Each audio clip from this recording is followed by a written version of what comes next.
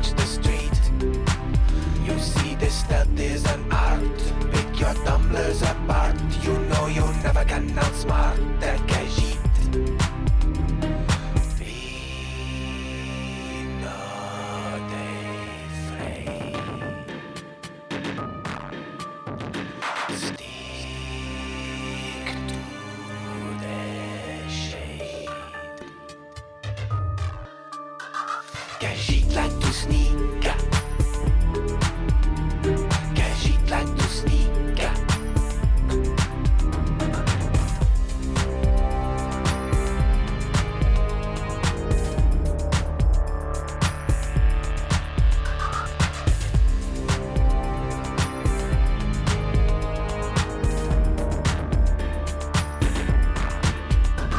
Khajiit like to sneak. The rocks of Skyrim so bleak. The frozen boulders and peaks we avoid. Stick to the cities replete. Move with the quietest feet. Make every fool on the streets paranoid. So lock your windows and pray your jewels are stolen away. Khajiit are coming to play with your things. Relieving you of your purse. Throughout the guild it's dispersed. And while you creep and you curse, we will sing. Be not afraid. Stick to the shade. Khajiit like to sneak. Maneuver silken and sleek. Khajiit like to sneak. The darkest corners we seek. Khajiit like to sneak. Maneuver silken and sleek. Khajiit like to sneak. The darkest corners we seek.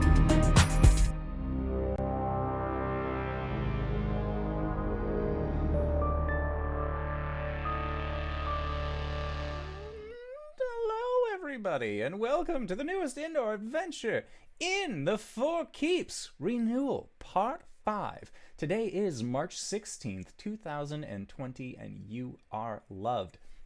That is a very important message that we like to start each and every single one of our game sessions with. So if this is your first time hearing it, consider going to youtube.com/indooradventures where you can check up on all of our VODs, or if you're more of an audiocast style person, hey, guess what? We're available wherever audiocasts are made available for free, so you can check us out there under the same moniker.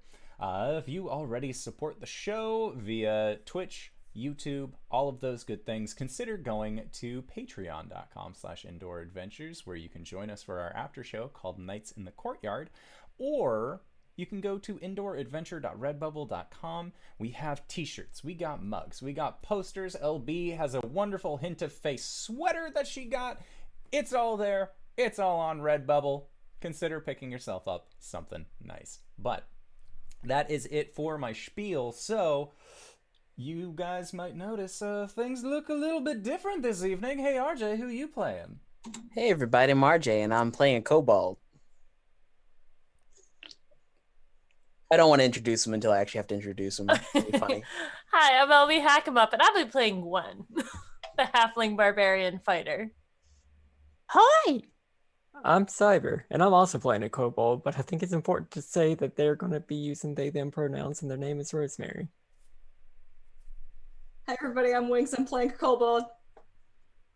And I am the Indoor Adventurer, and I also partially am going to be playing a Kobold, but for the most part, I shall be your Dungeon Master. So, last we left off, you are all on board with Oliviette's ship, and after much discussion as to how to fully and properly infiltrate the Isle of Arask, it was presented with the idea that Gwen go in with Gurn, the Kobold shipmate aboard the Moonrunner, and actually open up a door. And upon opening this door, which is part of a underwater tunnel system, this would allow people like Cori, Caelum, and RJustice to successfully then infiltrate the Kobold tunnels, as this is the passageway that Arask typically takes when he is in dragon form and needs to speak with the Kobolds at the bottom of the tunnels. Now, where we left off last time, Gwen, you and Gurn ended up going inside of this tunnel, and the rest of our party members ended up fighting off a series of horrendous Sahugan, as well as a giant shark, and made their way into these tunnels. But, viewer, how does this actually happen? That is where this week's adventure is going to kick off. So, Gwen, we are going to be focusing on your mini adventure to open the door for your friends, as we all know that swimming isn't exactly something that Gwen is fond of, although she does actually have the cloak of the manta ray, which would allow her to breathe underwater as well as have a swim speed, so she was probably actually the most well off for underwater combat. But that's besides the point. So, Gwen, you and Gurn are making your way into these tunnels, and upon your entry in, Gurn ends up kind of looking around, flexes his wings a little bit, and takes a few sniffs. Things are a little different here. What do you mean? Well, there's more of us. Normally, this is the end of the line, so to speak. People don't come down here. Kobolds don't come down here. Right.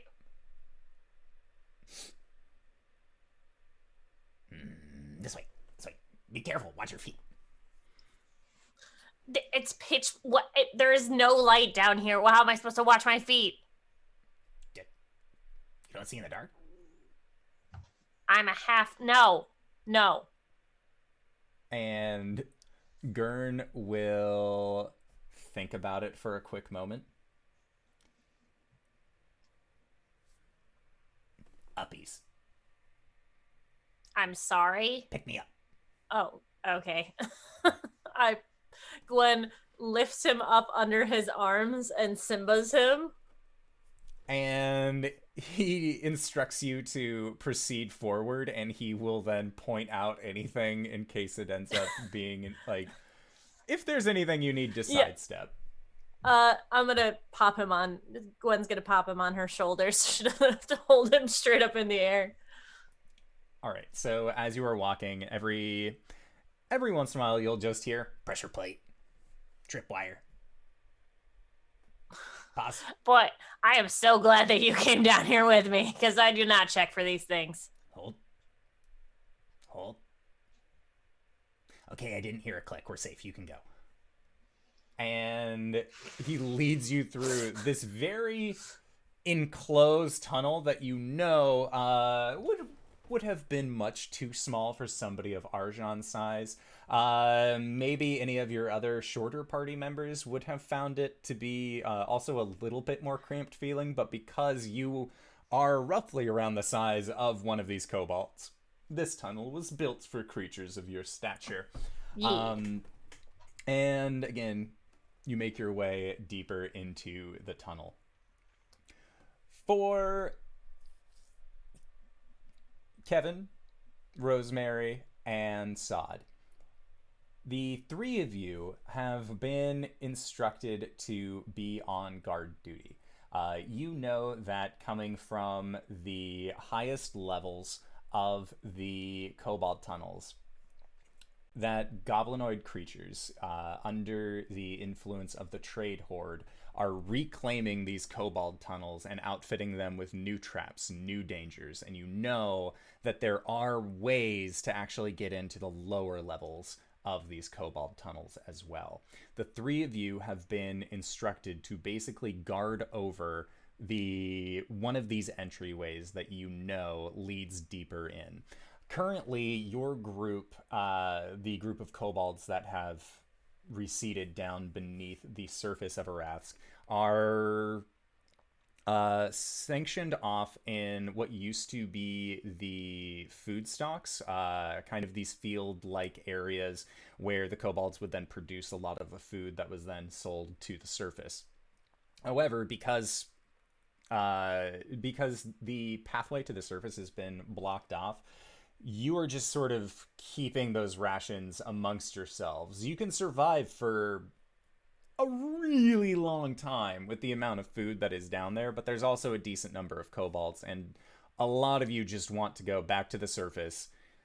Where is your Bronze Baron? Arathsk was supposed to be back by now. He has not. And the three of you are standing guard, just sort of facing this tunnel on the off chance that some strange looking creature ends up making its way down. So let's go around the triangle. Kevin, describe yourself for us. Kevin Goldfang is a I would say he has gold color scales. Looks like an average kobold. His horns kind of stick backwards on his head. He has several intricate tattoos that are around like his jaw area, and you can see that they go down his neck into his lower back. He wears, oddly enough, just studded leathers, and at his hips there are 2 scimitars.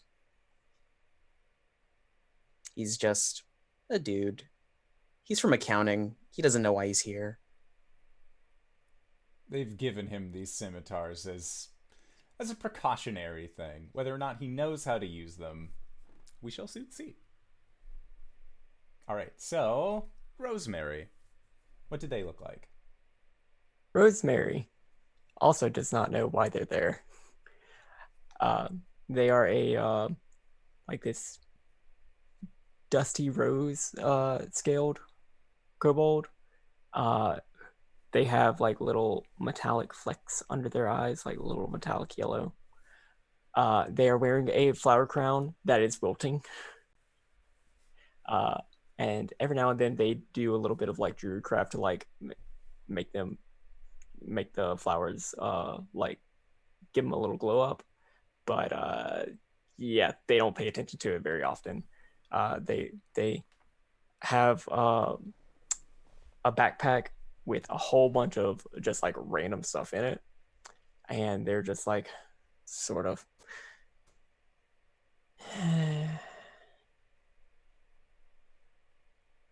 yeah. All right, and what does Sod look like? Sod is taller than your normal kobold. He's got 2 little flaps that come off the top of his head. If you look up a picture of a basilisk lizard, or a Jesus lizard as they're sometimes called, he looks basically exactly like that. He's got kind of a muddy green-brown texture to him. All over, except for on his tail, which is really long and is striped black and white, about halfway down to the tip. And he's a little bit taller than the rest of them, and he's really lanky, and he kind of hunches so that he stays at normal kobold height. And he's really fidgety and like never sits still, and kind of like shuffles back and forth. He's actually a courier. He usually would run messages that weren't considered important enough to be sent immediately via like magic and like waste a spell slot. So usually he is used to running all over the island, just back and forth constantly, and he's unable to do that now, and that is upsetting him. Okay, sounds good. So, I need all 3 of you to make perception checks. Might That's a I 20. just oh, I'll just point out that Gwen is probably complaining at this point, so all they'll hear is just as they're coming down the hallway. I got a dirty 20. I got a 5. Okay. It's my DM dice too. They're not supposed to roll well. They will today. So, Rosemary, you and Kevin hear this deep groan coming from the cavern that you are looking out for. Sod, you are more like mentally closing your eyes, running through the streets of the Isle of Arathsk, like creating mental maps for yourself in the off chance that you ever get back up to the surface. you want to make sure that you still remember the quickest way from the merchant's district to the trade hold. All of these things are so important to Sod that you do not end up hearing this groan as you sort of mistake it for one of Rosemary's long sighs. Although it does sound like it is much more of like a deep-seated grunt at this point. You feeling okay? We heard something. Hold up. Should I go check it out? Yeah. Check it out. What? Hold up. I'd be really fast. I'd go over there and be right back in the lake. Okay. Yeah. Go check it out. Okay, I'll do that. Just to be sure. And Kevin pulls out the 2 scimitars. And they are gone. No, I come back. What do you need? Should I go? Okay, I'm go. And they are gone again. Okay.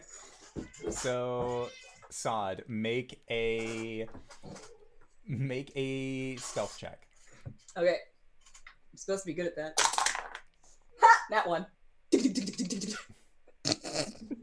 Okay, so Sod, you are rushing forward to the point where, again, you're like, I am in the zone. I am fast. I am so very fast. Like, you have the zoomies going through this tunnel. And as you turn around a corner, you see a creature of medium height with these 2 lower set arms, large wings coming out where ears should be on this creature. And it is just making these loud groaning noises, and it seems to almost be waving as it stands above you. I'm not even gonna stop. I'm gonna run up the wall and then use it to turn around and run back. Oh shit! The fuck was that? We've got company. And then Gurn will then like scramble off the top of you to like get in front of you. Stop. And he'll just like be making a series of small grunts and then proceed to like walk forward. And at this point, he actually pulls out a little dagger that he had on his belt that Oliviette has given him. And he just sort of like has it ready just in case, and then continues to go forward. Sod, you have seen the shadow outlined of this beast. Your perception was low enough and your stealth was low enough that as you ran, it was just the outline of creature. It looks like the midsection is actually some sort of like bundle of hay or large section of yellowish fur. You aren't sure. It did not seem orcish, but you know that the creatures above are like some of them use magic. This could just be a weird amalgam that you have just discovered. What's that? Yeah. It's a monster. Monster? It's like a scarecrow with wings on its head. Should we take care of it? Is that our job? That is our job. That is our job. We should take care of it. Oh, are we supposed to kill it? Charge. Should we kill? Oh, okay. Charge. We charge. And as these 3 kobolds are charging back, as they come into contact with Gurn just extends their wings out and just like starts yelling at all of these kobolds. And then Gwen, you just see these 4 kobolds just start yelling at each other. And Gurn just starts like waving his hands. Gwen jumps in the middle of this with the Sun Forger, slams it on the ground, and goes, Kevin also goes, and they're all Sod's just like frills freaking are just out going, now.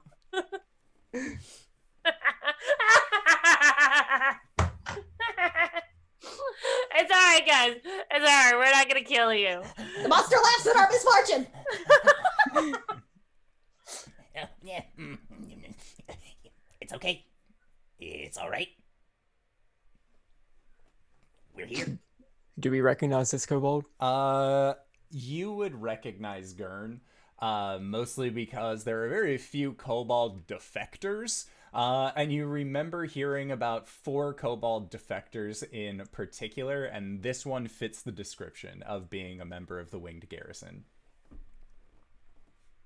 Traitor! Hey, look.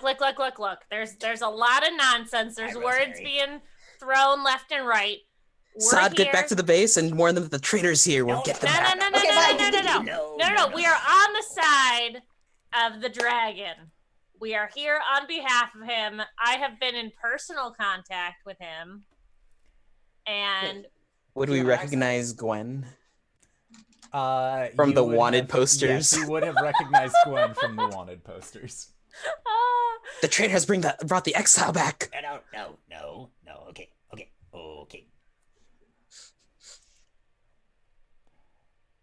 They have a magic man. Magic man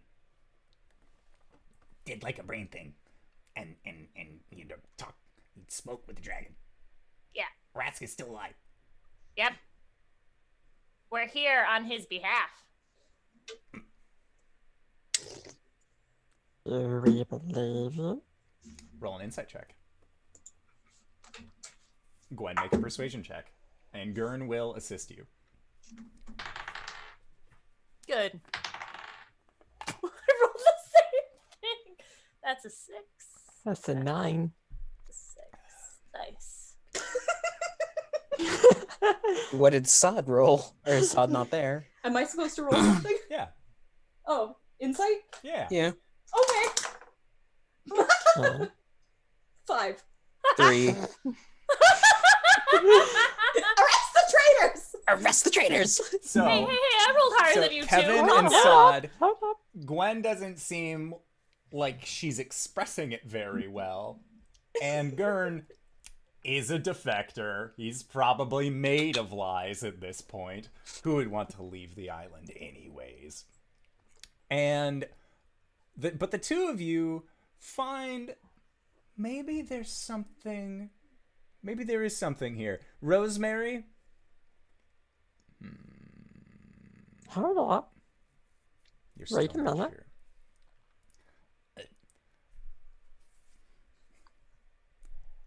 Look. Apparently, they were told, come back here. And that they're gonna go up. They're gonna fight those goblins. Or I wouldn't know that, I guess. Sorry. We're gonna fight the goblins. We're gonna fucking kill them all. We're gonna get this fucking island back. And then you guys can go up on the service again. I see you guys are in need of leadership, and I'm here to fill that role. The head gardener is back at the base. I don't know what that means. He's our leadership. We already kind of have a leader. Well, I mean, right now, you guys seem like, you 3 specifically seem like you need leadership. Yeah, but why no, does that have that's to be Rosemary. you? Very presumptuous of you. I'm a very presumptuous person. We can see that. That's not a good thing. Oh, it is. Trust me, out in the wilds, when you presume you live. Look, I understand that this is very weird, but trust me, we have been in contact with Rask. He is currently being held on an island. I need to get a stick from a place. I need to go to his old house to get a stick so I can free him from the nonsense that's going on there. And If you And need a he'll come stick, back- we can give you a stick. a specific stick. Do you want? Please give me something to deliver. You look like a really important kobold. What's your name? Sad. Sod. What's your name? Rose-colored one. Our name is Rosemary. Hello, Rosemary. And you, goldish one. Kevin from accounting. I'm Gwen. Stompfoot. You may have heard the songs. Look, we've got a long mission ahead of us, and me and this kobold, we're taking it all the way So if you want to join us, this is a very important mission. We have to I don't open the think door. I don't think we can let him back in. No, I These are dark times, Rosemary. These are dark times. You're gonna have to forge friendships where you can. Sure. And Wow. Dern says, well, take me to the head gardener. I can talk it out with him. Maybe they'll listen. Did I meet him? Is he the one I met? Is he the one that runs the greenhouse place? Hey, Oh yeah, no, we're tight. He and I, we are tight. You bring me to him and he'll tell you everything. Wait, are you saying that we're gonna make a delivery? She puts her hand on Sad's shoulder. Yes, I need you to deliver me to the head gardener. Don't pick me up. His little feet start patting on the ground, just like. Okay.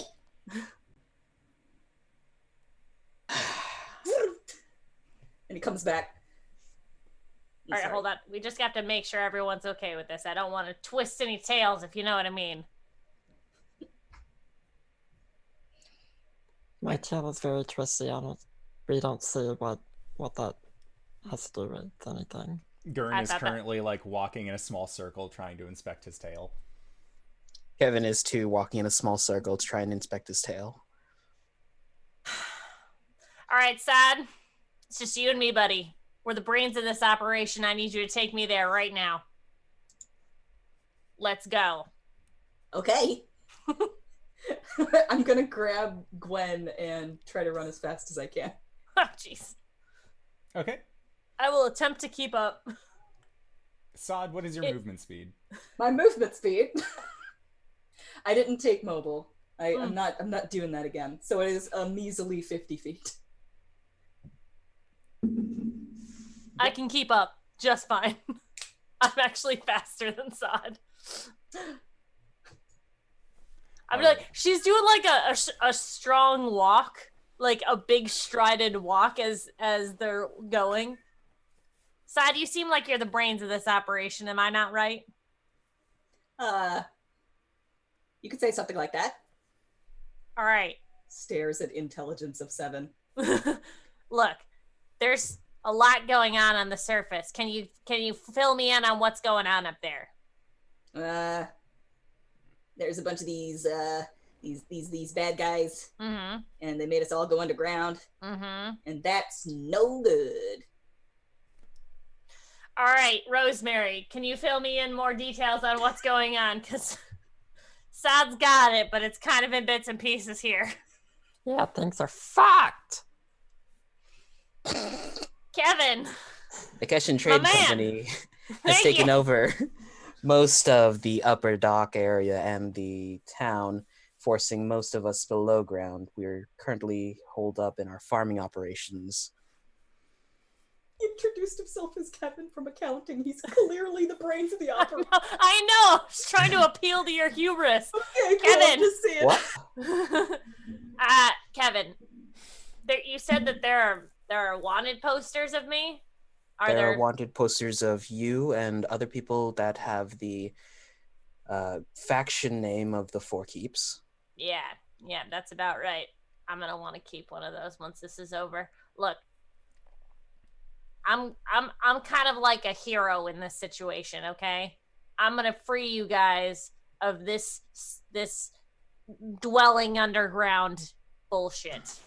You guys can get back to your old lives once we get our ass back, okay? Are you going to help us towards the light?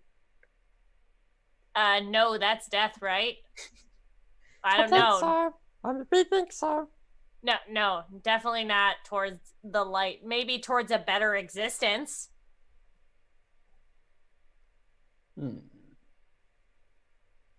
And, if there are any grievances you guys have about living under a Rask, I mean, he'll owe us big favors, so, maybe we could put a good word in for you.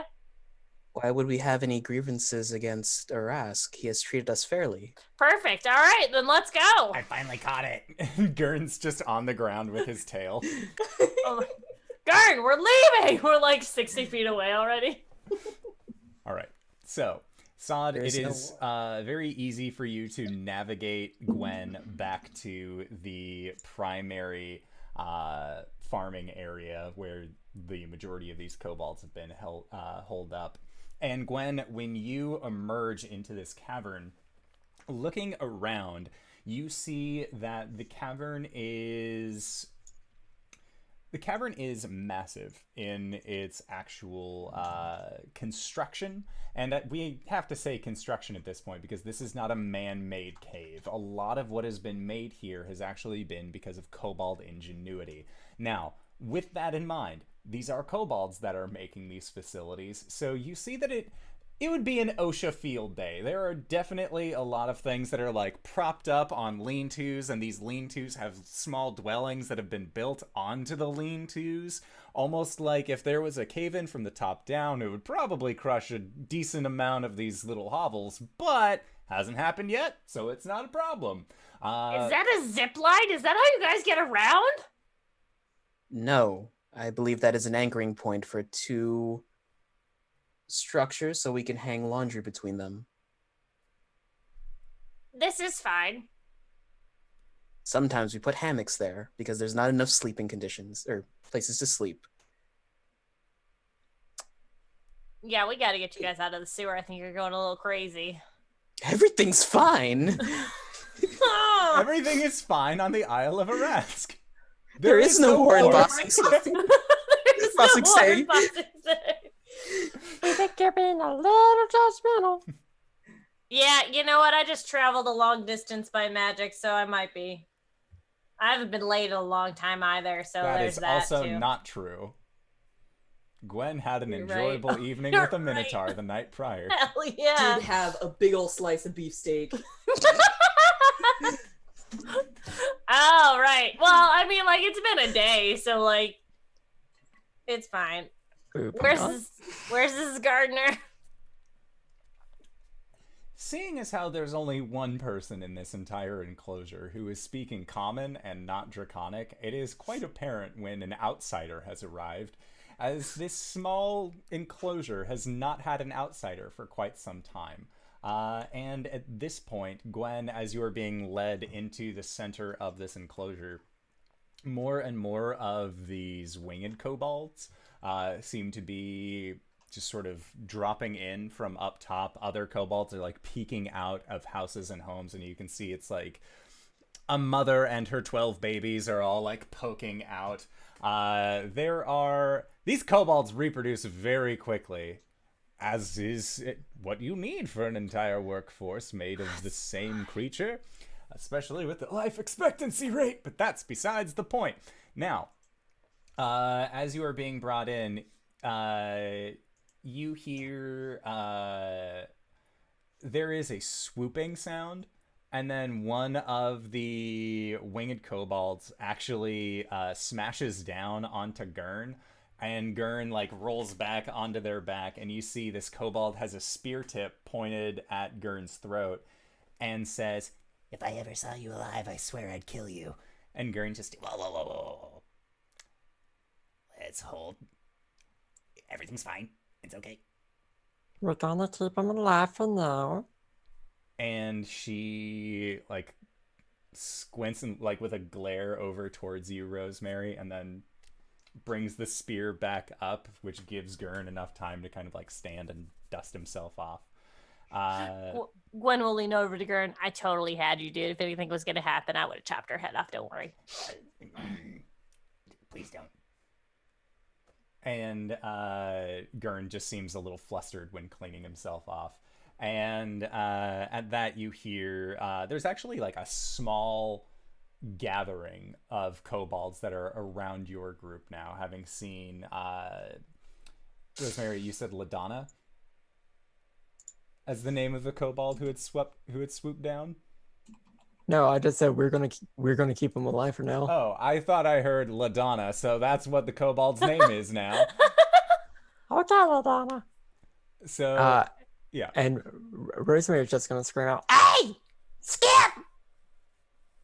And at that, there is a parting of kobolds, and then you see one of them, small spectacles on the bridge of their nose. They're kind of wearing more of like a tattered robe, but they're trying to keep it as prim and proper as they can. And just, oh, it's what is it, Rosemary? Oh, it's you.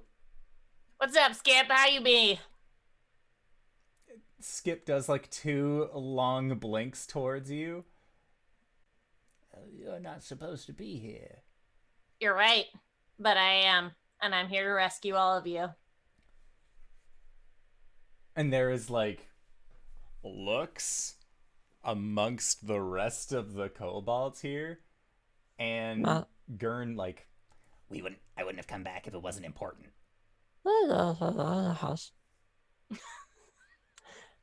Master Skip, the angry looking one,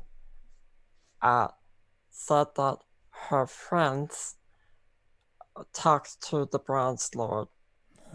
And like there's like a wave of whispers that emerged from the group. Just, he's alive. Oh my god. Like, and they need to get a stick. A stick. A specific stick. And Yeah. what specific stick is this, mind you? One from a poplar? I'm afraid we don't have any ready. No, there was a stick that we brought back the last time we were here. We gave to Arask himself. It was a staff. Skip nods. Probably put that in his secret room. Secret room. And then again, like a wave of like, secret room. Should we speak somewhere a little bit more private? Private. Yes, this way. Come into my hovel and we shall discuss. And okay. All right, disperse yourselves. This is all under control. As you go to say disperse yourselves and you look back, they've already just all scampered away. It is like turning a light on with cockroaches. They are just gone. Oh shit. And head beautician Skip ends up leading you into it is a hovel that is not more grandiose than any of the other hovels. In fact, this actually looks like it is smaller. Skip is a singular individual who in the times of necessity, the way that these kobolds work is that larger families get larger homes because they need a larger space for more families, whereas those who are single or by themselves get the smaller homes. And so Skip brings you in, and you can see that like there are a few potted plants that he has kept with him. He is very much like still tending this small bonsai tree that looks like it got a little stressed out. The small pine needles are starting to like wither a little bit, but you know, he's doing his best for it. And he goes in and he takes a small container of water and pours it onto the tree. Sit. So, now, you have a lot of nerve coming back to this island after you've been exiled. And you, and then he points away from Gurn towards you, Gwen, and says, well, you said that you've spoken with him. Yeah, Did he you ask remember about us? Oh yeah, no, he's super worried about you guys and like wants to make sure you're all right. Totally. Remember the really pale one that was with me, the elf dude? Yes. Yeah, he can telepathically, like magically communicate with people, and he's been in contact with Arask, and apparently he's not doing so well. But he still lives. He still lives, and he needs our help. What can we do? We need that staff. I need you to take me to where it is. And we need to avoid any detection. His life depends on this, Skip. His life. Skip gives a 1,000-yard stare with the most purpose that he possibly can as the weight and gravitas of the situation falls upon his tiny kobold shoulders.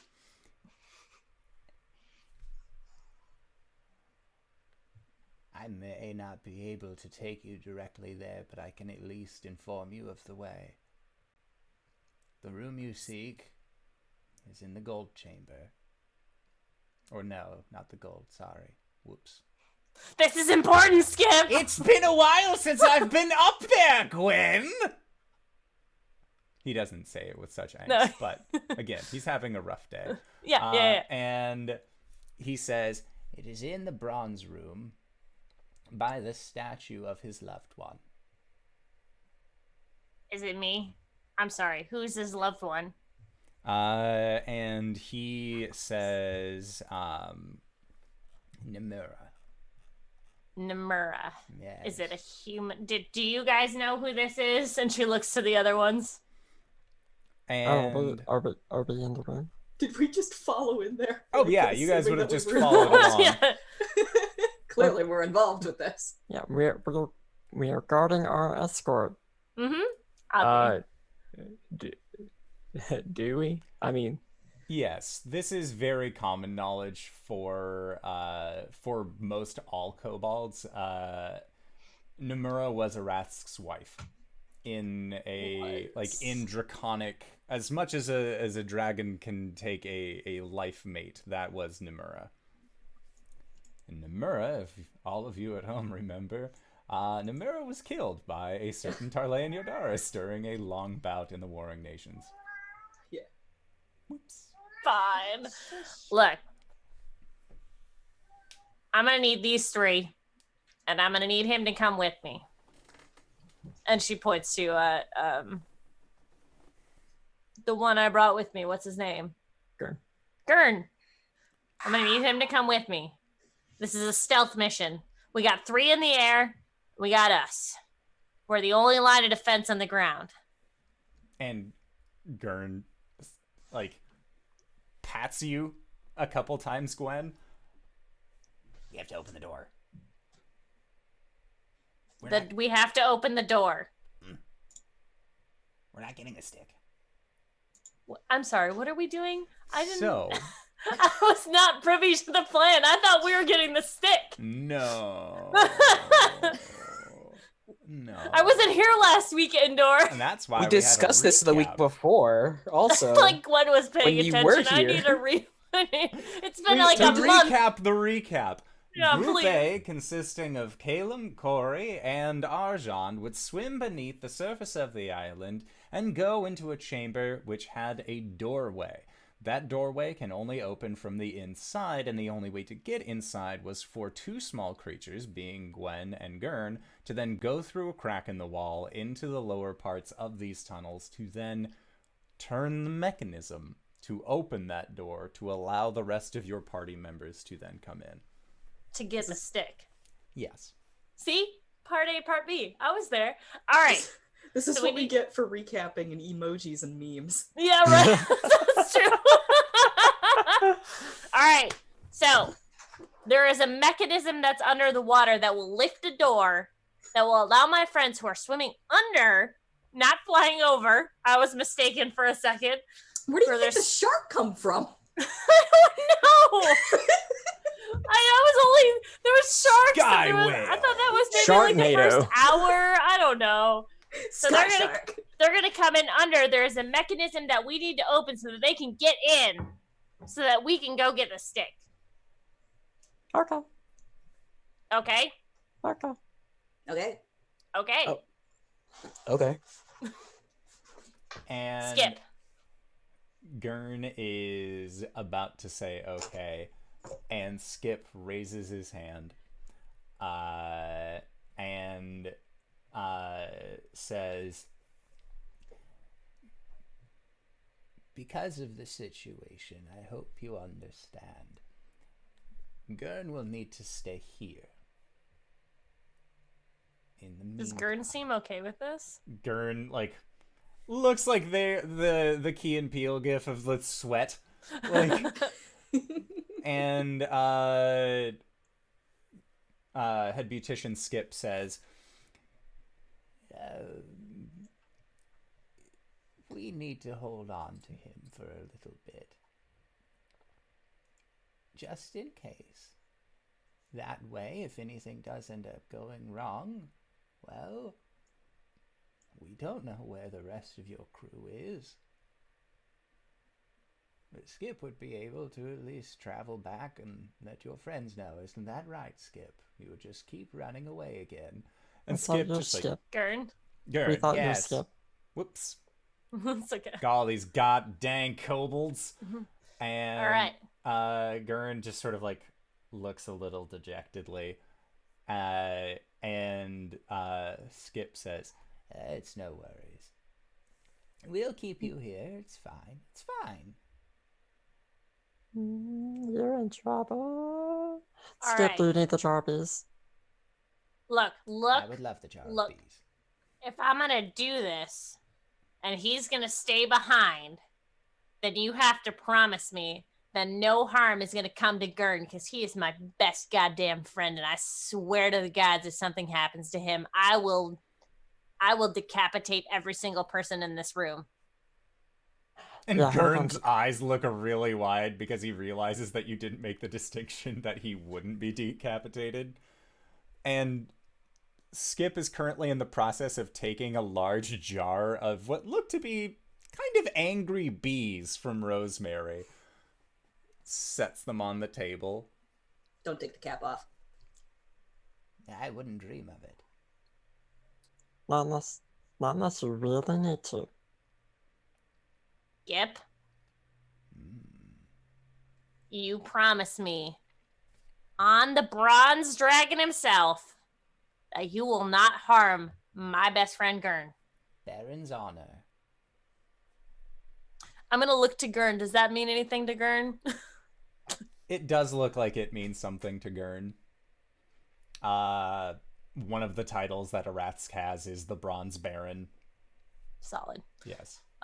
Gwen will walk over to Gurn and like put his face between her hands and just say, if they hurt you, you tell me. I'll start flailing bitches. Okay. All right? Okay. All right, you three. We got a mechanism to open. Are you ready? You have some very questionable morals. Yep. It's nice to make new friends. I like that one. Okay. Which way do we go?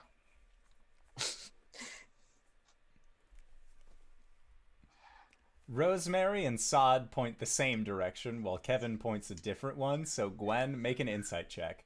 Oh, gods. I'm not going to use that dice. I'm sorry, new dice. Well, it's not great. Insight is an 8. It's a group mentality. Solid. You feel like Rosemary and Sod will lead you to the proper locale for this said mechanism. And All right. Rosemary, Sod, the two of you actually do know where this mechanism is. Or at least the general direction, like what tunnel. You have always been told, don't go down that tunnel. There were other guards that were in charge of watching over that tunnel, specifically actual members of the Bronze Guard. But for the most part, you at least are aware of its presence. And so you begin to set off towards that direction. And as you're leaving the tent, LaDonna is actually going to take Gurn aside, and she is going to kind of like put him somewhere. As soon as we leave where Gurn is, Rosemary, they're gonna turn back to Gurn. You tell her a damn thing and I have way more bees than that.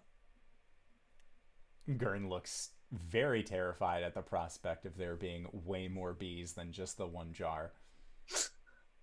And then they'll Okay. leave.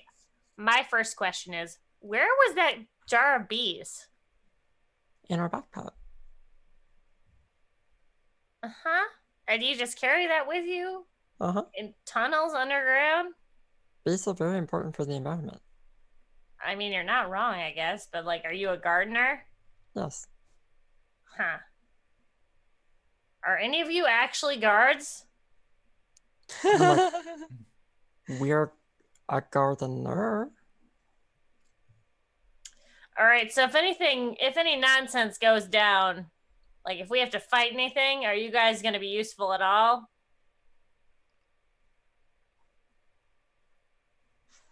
Just silently nodding. I'm getting a yes, maybe, no from Sod. Kevin's giving me a shrug. Rosemary's nodding. I have All taken right. self-defense courses before in my free time. Wonderful. Okay, if anything goes down, just kind of stay behind me and poke him from a distance, all right? Okay. Cool. You got it. Okay. This is going to be great. So, you all end up going towards this tunnel, and as you continue to make your way, you are about, I would say it takes about 10 minutes to get to the entryway of where you know that you need to go. And once you're inside, as you are looking down this stretched hallway, you, Gwen, remember the things that Gurn was telling you about when you first got into the tunnels, which is pressure plates, trip wires, that sort of thing. You don't have dark vision. Right. So what are you doing to accommodate for the fact that you cannot see in these tunnels that were designed specifically for creatures who cannot see in the dark? Gwen is going to like put her arm around Sod's shoulder so that she's like kind of buddy up to Sod and just say, hey, look, I know that you guys have all these traps and nonsense on the floor. I'm not really good at seeing in the dark. If we had like a torch or something, maybe I could help. Or if you could just let me know where things are, I'm 100% in for that. Okay. All right. I don't think we have torches. Did we bring torches? There's a torch. Torch. Thanks, kids. All right. You're a little jumpy, Sod. Are you like all here?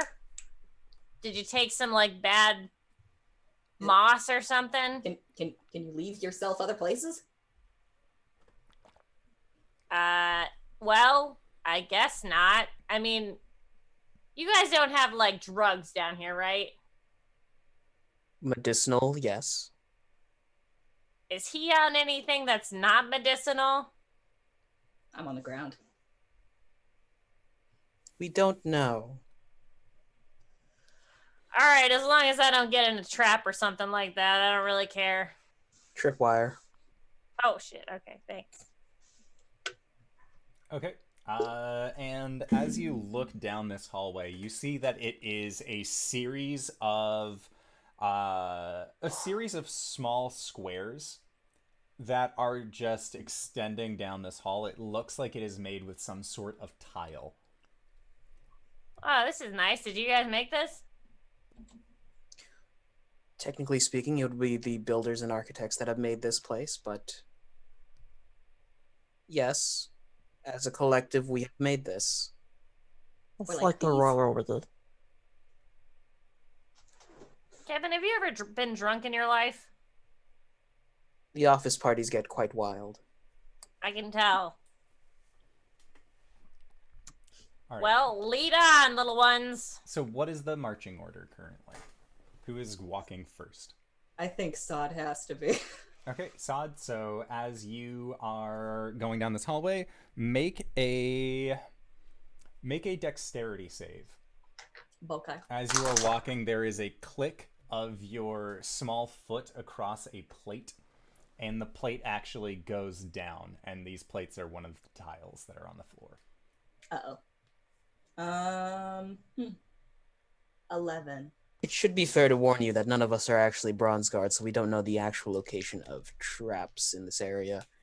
And Uh-oh, as you say that, one of the walls that have these kind of pores along the sides just spits out a bout of fire. So, Sod, And Sod fucking dies. Sod, There it is. You are going to be taking 9 points of fire damage. Okay, I'm going to use my evasion to have that. Because I've got that. Oh shit! I thought you guys knew where you were going. As I said, we are not part of the bronze guards, so I'm gonna panic and sprint. Okay. Make Up another... the wall. Wait, the there wall. might be Up the more wall. traps. Oh, As there you we go up the along wall. the wall, you are able to get to the end of this hallway without any issue. He's gonna wait on the other side, just kind of paddling his little feet. Just like, All right, Rosemary, lead the way. Okay. So we'll keep walking. Okay. Would you like to trek for traps? No? Okay, it's cool. All right, It's fine. Rosemary, I also need you to make a dexterity save. Is this the same trap? It is a different trap, Okay. in Rosemary's defense. 7. But the same trap is just as effective in a different locale. So, Rosemary, you are going to be taking 12 points of fire damage.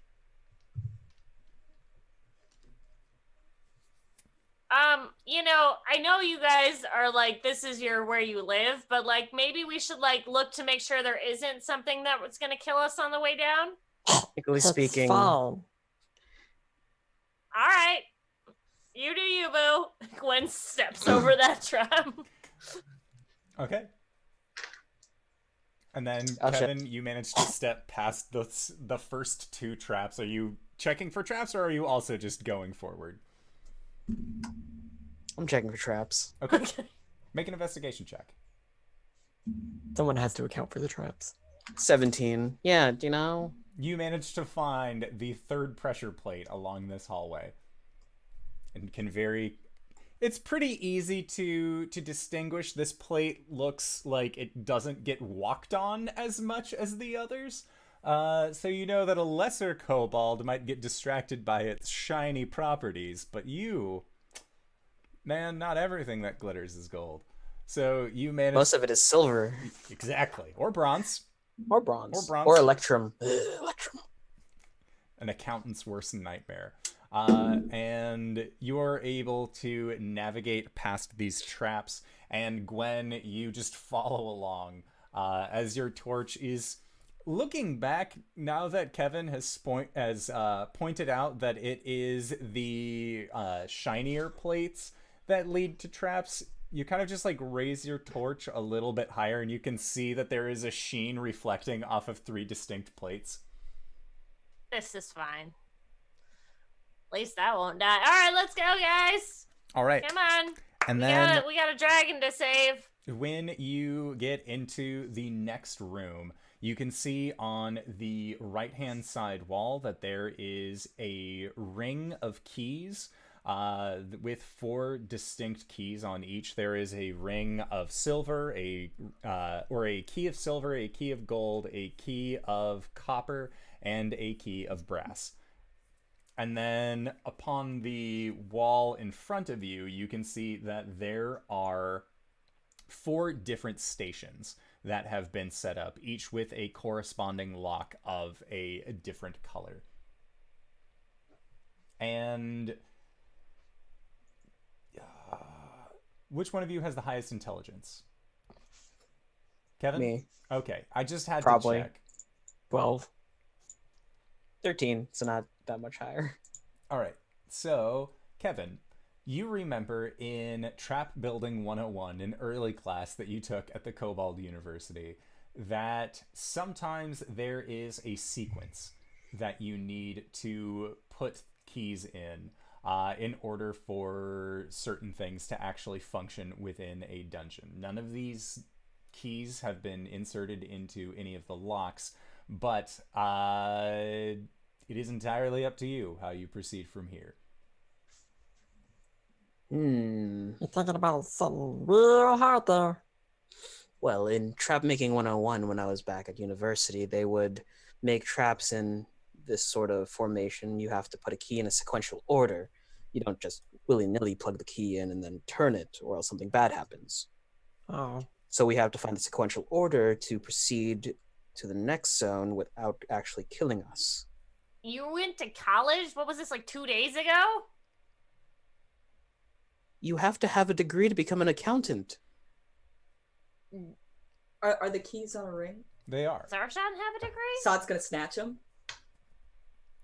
Put the key in Gwen's the hole. gonna take a step out of the room. no. You put the key in the hole. No. Put the key in the hole. No.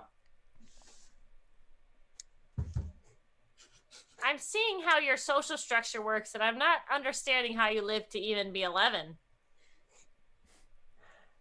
Did they say anything else to you in that class? Like, is there a cool little nursery rhyme or something for the keys? I don't believe there are that many mnemonic devices that would function here, but there might be a hint somewhere. Somewhere like... Shrugs. I did not design this place. What color are the keys? The colors of the keys are gold, silver, brass, and copper. And they match the keyholes? Yes. Okay. I'm going to look around to see if there is any writing on the walls or any indication around these keyholes. Sure, bro. Make an investigation check. I'm really good at this, guys. Ooh. I rolled a natural 20, -1. Okay. So you are able to find some writing in Draconic. As you do not speak Draconic, it doesn't really seem all that that comprehensible, but you are at least able to kind of point out, like, okay, I think this is important. You can draw the attention of your allies to look at this. Oi, Kevin. And Kevin, when you look at the writing along the wall, it is a description of, or at least it tells of Arath's, basically his favorite in terms of other metallic dragons. And that the way that this trap works is that you have to put his least favorite, the key into the keyhole of his least favorite dragon first, second least favorite second, and then third and fourth with the fourth, and then like his level of affection towards them sort of increases from there. Right. The more I learn about this dragon, the more I think that he's a little racist. So the black key goes at the end. There are no black keys. They're all metallic. Okay, so sorry, I knew that. Gwen. Okay. All right. So, what was Arath's least favorite color? He's a brass dragon, right? So maybe the gold ones are super pompous. Does he not like gold dragons? Does the poem like state the order? It does not.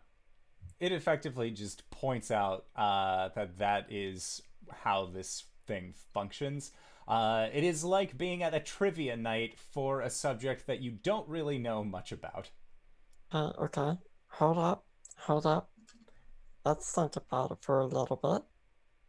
And Rosemary is going to sit cross-legged, and they're going to go into like sort of a thinking pose, and they're going to think real hard, like get in touch with their inner self. I'm going to cast divination. Okay. Nice. She's so let me read divination. What do they gather? Your magic and offering put you in contact with a god or a god's servant. You ask a single question concerning a specific goal, event, or activity to occur within 7 days. I'm looking for one that occurs within 7 minutes. The GM will offer a truthful reply. The reply might be a short phrase, a cryptic rhyme, or an omen. The spell doesn't take into account any possible circumstances that might change the outcome, such as the casting of additional spells or the loss or gain of a companion. If I cast it multiple times, then there's a 25% chance that it could go wrong. Okay. But Rosemary is just gonna like sit down and just like sort of look for their inner spirit. I'm gonna get the pronouns right. I promise. What are they doing? They're just like sitting. She's gonna ask like Kevin and Sod. They're thinking real hard. Just trust us. Sod's gonna crouch down next to Rosemary and like look down and then like imitate what Rosemary's doing. Don't blow a gasket, guys. Okay. I mean, there's only 4 keys, right? There's only like what, 6 combinations or something like that it could be? You'll die. What? Or lock the entire mechanism down. So I cast divination. Okay. So. And my question is, what order do we need to put these keys in the locks? We're just gonna bypass this one. Yeah. Yeah. Once you get to a certain level of magic, puzzles just are like, yo, teach. Like, that's fine. The order that you know that you need to stick them in is gold, silver, and then brass, and then copper. Gold, silver, brass, copper. Kevin takes the keys and just does it in that order. That is totally what I was gonna say, actually. Because yeah. And then each time the key connects with the lock, you hear a boom, boom, boom, boom. I found the source of the mysterious ticking noise. It's a pipe bomb. No. It's more like first key connects, boom, second key, boom, like a sound that lets you know this was the right key to the lock. As the keys go, I thought it was just like continuing to No. go off No. because I like we're about to explode. Ballin'. That's awesome. Thank you, Rosemary. You did a really good job. Thank you. And You get a gold star. Gwen, as you say that, the 3 of you hear the sound of stone moving against stone as a portion of the right side wall, or the left side wall, the wall adjacent to where the keys were, ends up sinking in and shifting over, revealing another section of tunnel. Solid. Sod, pats on the shoulder. You got this, buddy. Lead the way. Do that. Yeah, you guys are pretty, like, hardy as far as, like, how much damage you can take, right? Says leaning back to Rosemary and Kevin. You want to test it? Well, I'm just wondering if I should keep letting you guys go first or not. I mean, it's only going to affect your conscience if one of us dies. Well- Helping you and yours. Well, we'll come to that road when it happens. Let's go. Okay. Dum, dum, dum, dum, dum, dum. All right, sounds good. So as you thump your way inward, there is a slight turn, and then you see that there are a set of stairs that are leading down, and then this hallway extends out into what looks like a opening at the very end of this long passageway. And you can hear the sound of very distant crashing waves actually coming from the end of this long hallway. And as your group, are you walking down the stairs, continuing on that sort of thing? So Is Sod going down the stairs? Hell yeah. All right. all right. So as your group gets to the bottom of the stairs, you hear a it's the sound of stone moving against stone again, and looking back, you can see that the doorway that you just came through resets itself and becomes sheer against the wall, and then you hear what sounds like a distant rumbling noise, and that rumbling gets louder and louder and louder until, with a massive thud, you see a boulder perfectly round at the top of this stairwell that then begins to tilt down the stairs, filling the hallway, and it begins moving towards your group. I know what to do. I run. Huh. How big is this rock? It fills the entire room. How big is this rock? I would say that this boulder is... That's a... Because diameter is the full circle, right? Correct. Mhm. Diameter is the yeah. full way across. It is a 15 by 15. It's a big rock. How much would it weigh? Gwen, make an intelligence check. Oh boy! Are you ready for this? You're not a dwarf, so you won't apply proficiency for stone cutting, sadly, but... How's a 5?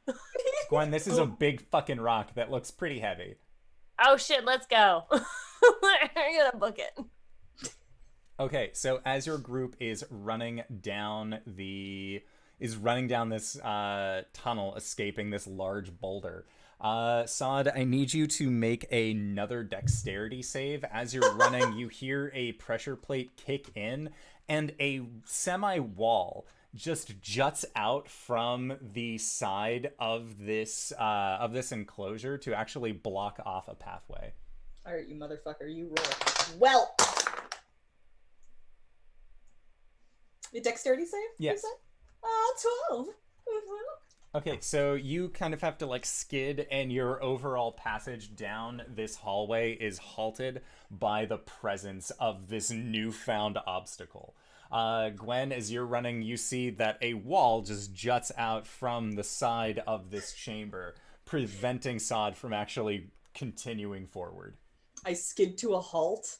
Like, I see it coming out. I'm like, ah! And I start skidding, and then I slam right into it. And these walls do look like they can be vaulted over. They aren't like a full blockage along the path, but it does look like you would need to clear about a 4-foot height. What is this wall made out of? It is made out of stone.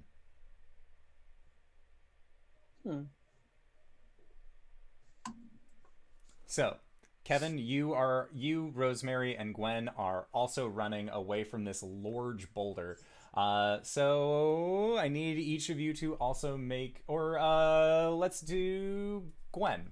What is your current plan? Make a dexterity save. A dex save? If you continue to run versus vaulting over the wall.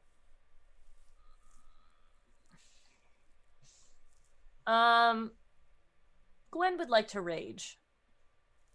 Okay. And then she's going to hop on top of the wall and attempt to like throw the kobolds over the wall. Okay.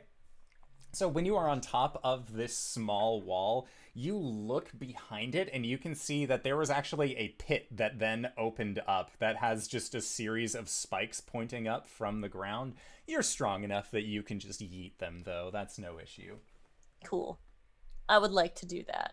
So these kobolds see Gwen yell out in rage. Her eyes start to glow white. Her tattoos from a center point start to ignite in this white light, and this large Goliath that doesn't even it'd fit in here if it's 15 foot tall. Yeah, emerges out of her as she like one hand's on top of this wall, has her leg hooked around like she's straddling it, and just starts throwing you guys over. Sod was just running back and forth in front of the wall trying to find a way around, but there's no way. So, Gwen, as you yeet the last of these kobolds over, the boulder is very close to you at this point. What would you like to do? I'm going to, so she's straddling the wall. She's gonna take her hands, like take her leg around, take her hands, and just like shoot off this wall with all of her strength. Okay, make an athletics over this check. pit. Okay. Or actually, yeah, make an athletics check. Oh, great. Cool. How's a 15? A 15's good, actually. Okay, good. I did not roll that well. So you managed to get over on the other side of this pit, and then your group is running again. This large boulder just crushes through the wall, rolls over the pit, and then as your group's running again with Sod, you in front, there is another click. Another one of these walls actually juts out, and for setting the scene, this doesn't fill the entire chamber. This comes out at about halfway out, so you can still run around it. But for those of you who are barreling forward, Sod, there is yet again another wall in front of you that you're guessing has yet another pit behind it. Gwen is going to say, check for a pit on the other side for the love of the dragon. Confused. Just oh, this poor guy, just glaring around the widest eyes, pattering in place. Should I make a dex save here? Yeah, this would be a dex save. Okay. Well, that's a dirty 20 for once. This is the first time I've rolled higher than a 5 on these dex saves. Yeah, so you manage to quickly go around the side of this wall, and yes, there is yet another pit. I run up on the wall.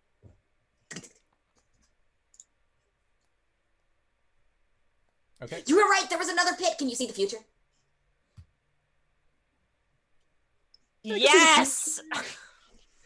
Okay, so Kevin and Rosemary, I need the two of you to make athletics checks. Gwen and Sod both have improved movement speeds due to their backgrounds, but the two of you have tiny little scrambly feet. 19. Athletics? Yes. 5. Okay. Kevin, Sod, and Gwen, you see that Rosemary actually stumbles a little bit, and this boulder is getting very close to rolling over them. What would you like to do? Do a quick turn to pick Rosemary up and toss them at Gwen. Gwen is going to do a slide like a fucking baseball player, grab Rosemary, and just like do one of those like when they pitch the ball or they pitch the rock, they do the shot put. The shot put, yeah. They spin around. So she just like drags Rosemary on the ground and throws them. I'm open. Scrambling back and forth. I rolled a dirty 20 on my athletics. Okay, so Rosemary, make a acrobatics check to land safely with Sod. I think this is a little demeaning. 5. How much? Did you say a 5? Yes. They are I'm using my DM spiraling dice. out.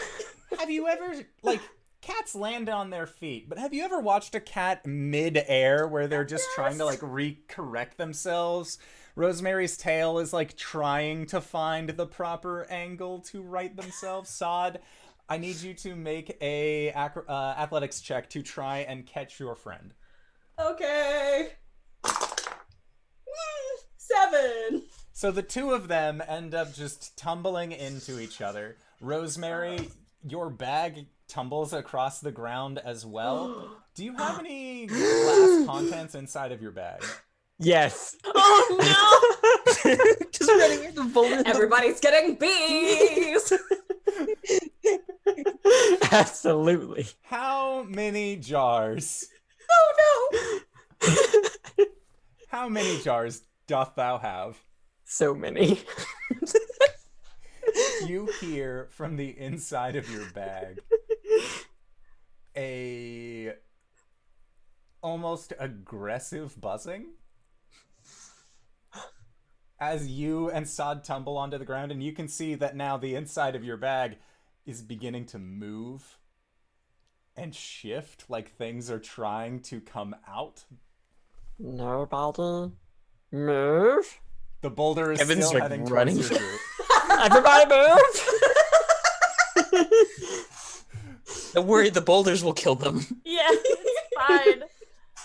Can I carry Rosemary? How much does Rosemary weigh?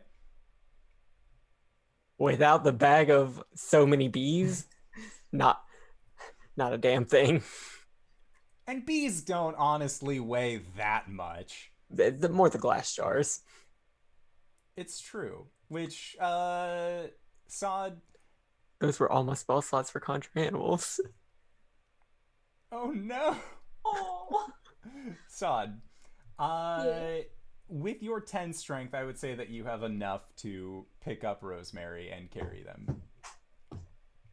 Carry like immediately over my head, So sprinting. make an acrobatics check to carry Rosemary. As Rosemary, your bag is full of glass shards and angry bees. Flat 10. Okay, These are my worst rolls ever. so Gwen, you are ahead of all of this mess. Kevin, you are behind, keeping a steady distance away from the boulder. And you start seeing that there are these small holes that are appearing at the base of Rosemary's bag as glass is being jumbled up against the base of it, kind of creating a tear. Rosemary, drop the bag! No! Prepare to suffer the consequences then, as he, like, starts running past them. We're running this back to the hills. And Just keep running, Sod. You can outrun all your problems. And at that point, there is yet a third and final click as another half wall begins to appear as the boulder behind you just crushes through the second. All right. Why did you guys build it like this? I'm an accountant! We're gardeners. So, Sod, you will be making a dexterity save at disadvantage because you are carrying Rosemary. Rosemary, you don't need to make a roll because you're being carried by Sod. It'll be fine. If things go badly, Mhm. I have a spell that I would like to cast. Okay. 14. Gwen is gonna wait for them at the next spot to make sure they all get over it. And is there a pit on the other side? Yes, as always, Oh, there is yeah, another yeah. pit. Yeah. Mm-hmm. Volt high! Volt You high! also know that you could just run around the pit, like... Yeah. But this is Sod we're talking about. 14. Okay. A 14, you are able to avoid this pit, run around the sidewall. He's the longest leggies. Kevin, what did you roll? Yeah. 17 and 5, so 22? Yeah, Kevin, you're fine. 26. And Gwen, you are then she also dies. fine. So, Rosemary, make a nature check. Oh, fuck. As That's right, I at forgot about the base of your bag, you start seeing small little black mandibles beginning 22. to come out. 22.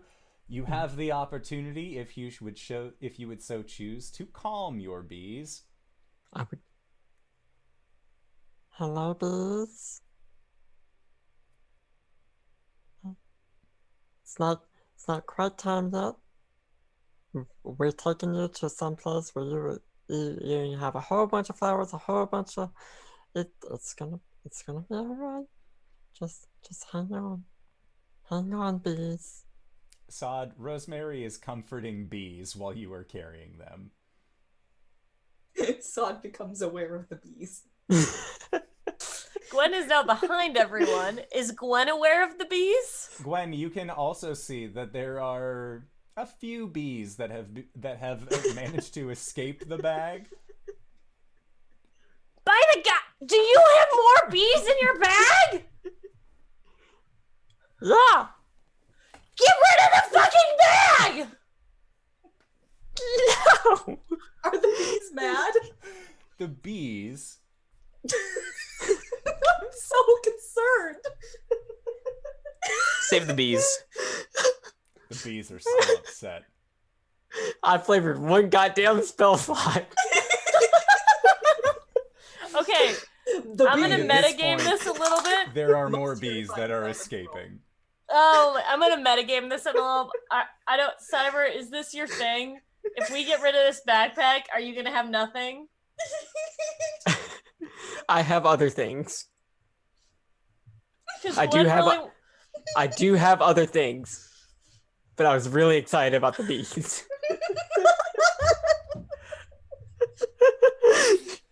If you get rid of the bag, I will not be upset. Okay, I gotta do Gwen right. Gwen is gonna rip that thing off your fucking back and just throw it behind them. Gwen, My bees! make a dexterity bees! save Okay, as you grab a bag full of angry bees. this is fine. This is peak D&D. This is peaked. Dexterity is 9. As you grab this bag, 1, this bag is full of bees, angry bees, and 2, this bag is full of glass shards. Oh. It's fine. I'm raging. So, Gwen, you are going to be taking 14 points of poison damage, Shit. That don't get reduced, hon. Thanks. and then from the glass shards, you will take 11 rounded down to 5. Cool. Poison This is- damage. This is fine. Gwen just yeets this bag back.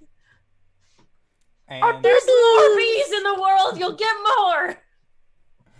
and as this boulder hits the edge of this bag, like a tube of toothpaste, do the bees just shoot out and emerge and fill the front of the cavern. They too are escaping this giant boulder, but now there is a swarm of bees in front of a boulder that is following after your group. It's so much worse. Mechanically, 4 swarms. God, no! This is fine. You manage to get to the end of this hallway, and as you do, you see that there is a rickety bridge in front of you that extends over this massive chasm. The exit way to this door is not large enough that the boulder will actually continue onward, and instead just slams up against the base wall. All things considered, Cyber, roll me a d20. Oh, damn hell, I gotta roll the d20. They're your bees. 12. All right, so with a 12, 2 swarms of bees survive. The other 2 swarms, again, they had kind of swathed out. They were unable to make it past this point. But Rosemary, you once again have another chance at a nature check to calm down the remaining 2 swarms of bees. Gwen, you have just avoided a bee tornado, a giant rock. There's a chasm in front of you. These kobolds don't want to get rid of their bags. You don't know if Sod is on any sort of substances or if they need to be on substances. So, Rosemary. We are gonna druid craft our flower crown and make it all full of pollen and everything. And we're gonna scream out, Rosemary, make this roll with advantage.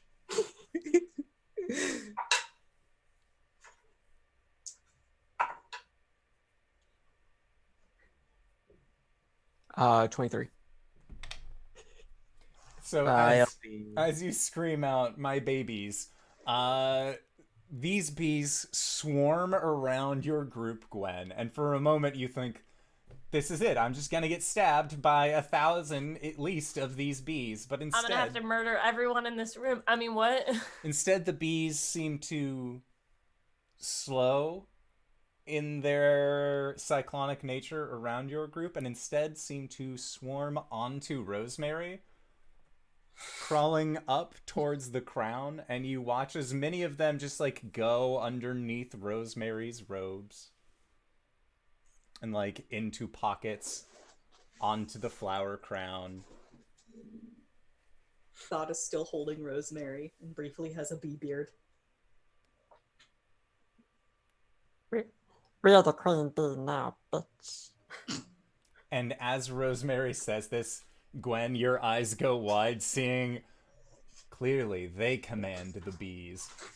That is where we are going to go into our break for the evening. So I would like to say thank you to everybody who decided to stop by and join us for this wonderful excursion through the Kobold Mines. We're going to try and be back in 5 to 10 minutes, so don't go no place unless it is to grab a food, grab a drink, grab a friend, or possibly go to indooradventure.redbubble.com, pick yourself up something nice, and we'll see you guys shortly. All right, everybody. Bye-bye. Not the bees.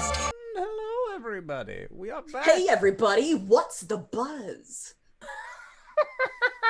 Hey, Steven, Yeah. what do you call a bee that has a bad hair day? What? A frisbee. He should have gotten a buzz cut. Hey. Oh, I hear honey. it looks good with stripes. Who writes book for little bees? Beatrix Potter. Yeah. That's a good one. That's a good one. like that. What does a wasp say when it's having an identity crisis? To What? be or not to be? I Well, am all these bee puns, they really sting. Uh, I think we're over the honeymoon phase with this. I think we got the point. I'm gonna kill all of you in this game, not in real Possible. life. It's I would- likely. I mean, more likely than you'd think. So Oh god. you guys have calmed down 2 swarm of bees that now Rosemary wears with pride. The large boulder that hit the end of the hallway has stopped moving, and you are all standing at the edge of this large chasm that has what looks like a rope bridge that extends from one end of the chasm to the next. The chasm is roughly about 60 feet long. I run across. This is reminding us of a math problem. What? I run back. What did you say? This is reminding us of a math problem. Or a logic problem. Oh, So I'm if not good at Rosemary and Sod can't go on the boat, and Kevin and Sod can't get on the boat because Because then the Gwen will eat the Kevin. math. I'm not good at math. I run back across. All right, one at a time. Rosemary, you're freaking me out. You go. Okay. I'll go across. Okay. With my I'm gonna bees. hold both sides of the ropes just in case. Okay. And Rosemary, as you are walking across, make a dexterity save. As one of the boards breaks out from under you.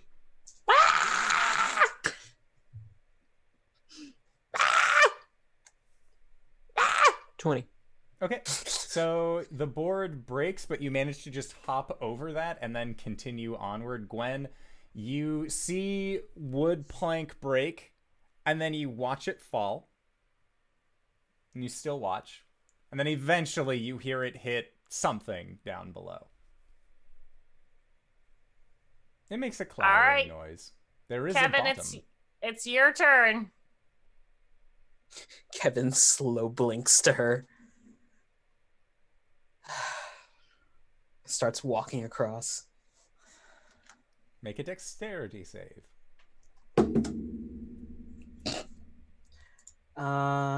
6.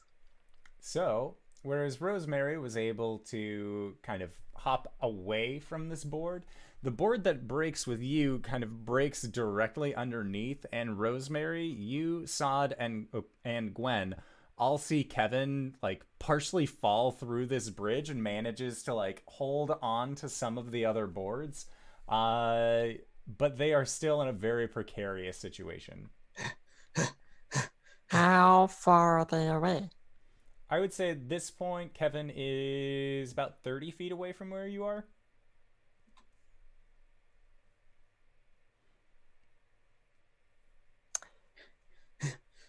Rosemary is going to dig in the ground next to them. And there's eventually they're going to see this this little like gnarled root come out, and she's going to go or they're going to go and cast Grasping Vine. And this vine is going to grow really long, and it can reach 30 feet and pull something 20 feet closer to the vine. Okay. Do you have to make any kind of attack, or does it just happen? It's a saving throw. I will say you can choose to fail this save. Cool. So, Kevin, you are then grasped by said vine. You are gently pulled across. How long does the vine last? Concentration up to a minute. Okay. Sounds good. So, Gwen, your 3 kobold companions have made it to the other side of this rope bridge. Is going to attempt to maneuver her way across. Make a dexterity save. 5. I still got the vine up. Yes, you do. So, Gwen, same thing. Does Gwen get advantage? No longer. Or yeah, because danger sense. Oh yeah, dexterity stuff. Good call. 13. Okay, so with a 13, thankfully, none of the boards break out from under you. It is a little stressful, and you have like a mental image of like, oh gods, what if I was on one of those boards? Because you do have a decent amount of like weaponry on you. You have stuff, and stuff weighs things. And, I'd be fine. and that is the mental process that you have when you hear this board fall. And you manage to then get over to the other side of the bridge. And so now all of you are on this other side, having been able to successfully get around past that. Sod and Kevin, I want for both of you to make perception checks. Kevin's gonna pat Rosemary on the shoulder with a thanks. Careful, those bees. There are very many bees. Careful, boop snoot. 17. 18. Okay, so with a 17 and an 18, Kevin, you and Sod see that along the left-hand side, looking across this bridge, there are what look to be deep grooves that are actually in the side stone that come up and seem to drag over the side of the actual surface, like something had possibly left those. And they do seem spaced out enough that it could be some sort of claw. Can I make a nature check on them? Yeah. Find out the cause. 18. Okay, so with an 18, you're not sure innately what could possibly leave something like this. This claw marking is that of something that would be larger than even a humanoid would leave. Like, this is a pretty sizable amount of scrapes. And you can see that like it kind of moved itself up and over the side. The other thing that you and Sod are also thinking about, you know that you're getting close to the mechanism, but you haven't seen any of the guards that were supposed to be on duty.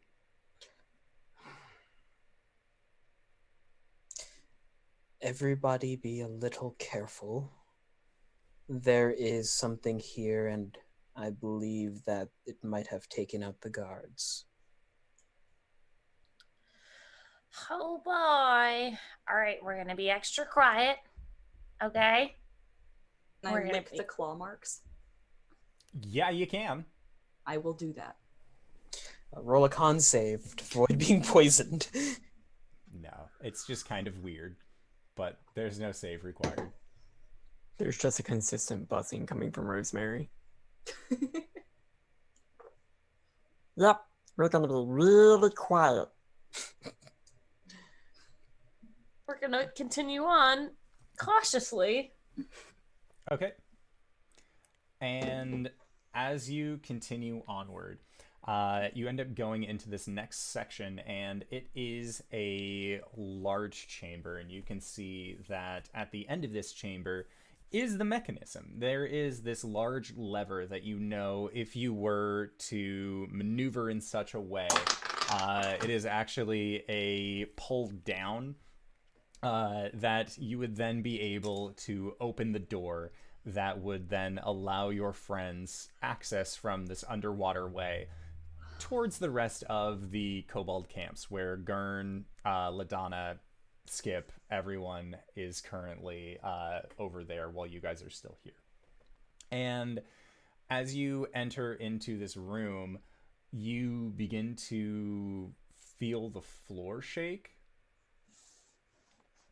And it seems very steady, and you can also hear the sound of flat, like not large, but like tinier flat feet that have little metallic scales at the end, making their way in. And you see that standing in front of this large creature, this looming form in the hallway, are 3 guards. But these guards look like they are emaciated. They have small chunks kind of taken out of them, and they just have these pallid white eyes. They don't seem like they are living in any sense of the term. Oh boy. I'd like for everybody to roll initiative. Do we know what that thing is? Scimitar. 14. Dirty 20. 18. Okay, so... 7. Sorry. Okay. Rosemary, what'd you get? 14. Kevin. Dirty 20. Gwen. 18. And Sod. 7. Just like my intelligence score. Okay. Then the creature. That.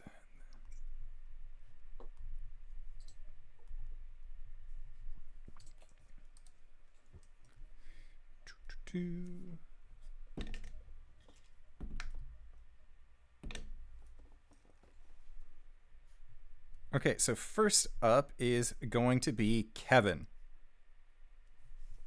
Okay. What does this hulking creature look like? This hulking creature lumbering through the doorway has 2 very long arms, and they seem to end in impossibly sharp fingertips. It almost has a cherubic-like face, but its mouth is just full of these broken, malformed teeth that form itself into a grin. And you can see that their chest is vacant. And when I say that their chest is vacant, you can see ribs. You can see that there is a little bit of skin stretching over, but then where the skin for where it would meet a stomach, that is just empty. And you can see that there is just this raw meat-looking area deep in there. And you can also see that there are these its rib bones actually extend outward. The skin, as it were, doesn't seem like it's actually layering itself properly on this creature. Don't like that. Okay, I'm going to draw both of my scimitars and run up to the big thing and attack it, I guess. Okay. Does a 20 hit? A 20 does hit. Does a 16 and 9, 25? Yeah. Okay. And I'm doing 7, 11, 18 points of slashing damage. Okay.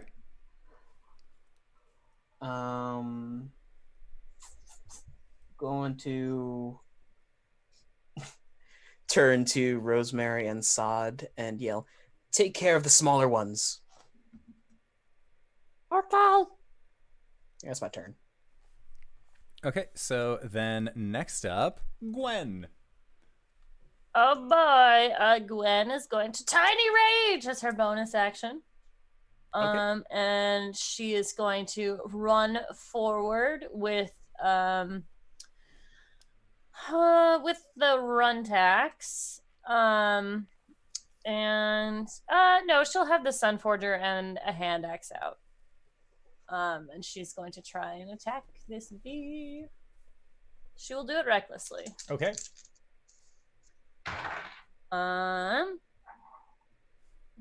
Yes, okay. So that would be a dirty 20 on the first one, That and the connects. hand axe is 19 plus 7. Yeah, both hit. And then she's going to do on the 8 and 1d6. Oh, that's great. 9 plus 15, 20 damage. 20 in total? Yep. Okay, how much of that was fire? Fire? Yes, or no, Sunforger doesn't deal fire. You're Right. Like, Yep. wait. My bee. It's gay. My bee. All right. So, And she's going to shift behind this thing. okay. So as you go to shift behind it, 2 of these zombified looking guards are going to come up to you, Gwen, with their spears, and they are going to try and actually strike out towards ye. So they get 1 attack each. That is a miss. And that is also a miss. Solid. Or no, because they have advantage. So one of them missed. And then the second hits. Yay! Yay! So Oh, I have defense against poison damage. I'm done. they are going to deal 10 points of piercing damage. Okay. Rounded in half because of a tiny, tiny rage. Mm-hmm. Rosemary, it is your turn. So right now you see 3 zombified guards, this large creature with a vacant chest, and 2 of your friends directly on them. Okay. So Rosemary is going to, they're going to survey the situation and then say, "Okay, BBs, now let's get in formation." Okay, Beyonce. And cast Conjure Animals at 5th level. Holy shit. More bees than were possible to be swarming around her flower crown just start swarming around the area. Oh, they just erupt out of your clothing. Like, Mhm. Oh yeah. So mechanically, two swarms of insects are going to be attacking each enemy. Oh my god. Okay. This is going to go on for some time. For sure. I just rolled 2 natural ones on one of them. Okay. Is These that are against the DM big dice. end or the little ends? Litten. Okay. I'm doing little, then big. Dick. Gotcha. Does a 21 hit? Oh yeah. Does a 10 hit? No. Okay.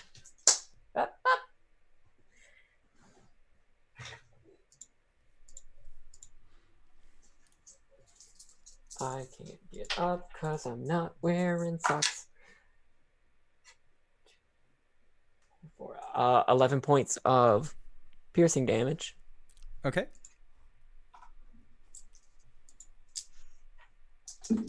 On the middle one. The middle little. Does an 11 hit, An 11 does not hit. right? God damn. And the big one. Does a 21 hit. 21 does hit. Does a 15 hit. A 15 does not. 9 points of piercing damage. Okay. That was my action. What's your bonus action? That was it. Okay, sounds good. For my bonus action, I'm gonna whenever she says that, she gets out her a quarterstaff from behind them. I'm gonna get the pronouns right, I swear. And just sort of like sit it down, and you see like globules of like clover honey, and then just actual like clovers just start sprouting down. When they cast Shillelagh. I like it. All right, so it is now the Biggin's turn. Oh boy. And they are going to rear up with a claw and swipe down towards you, Gwen. So they will have advantage on these because you recklessly attack. Does a 13 hit? It doesn't. Cool. Second attack. Does a 15 hit? It does. All right. So that is going to be for 10 points of slashing damage.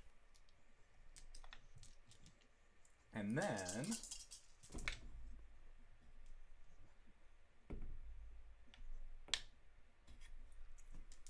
for 20 points of necrotic damage.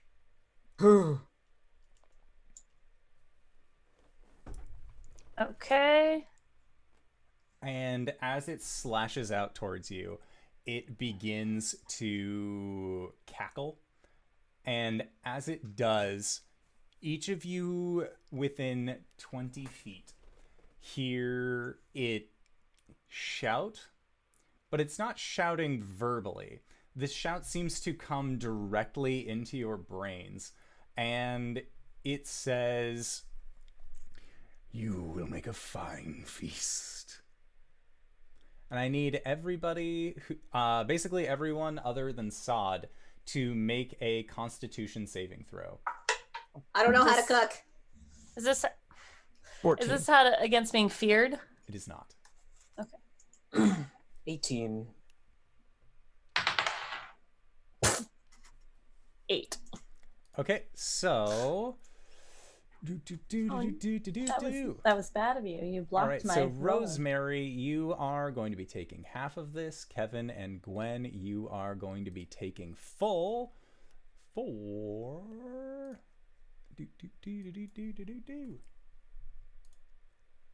that is going to be for 53 points of necrotic damage. Fuck. What was the save? It was a Constitution save.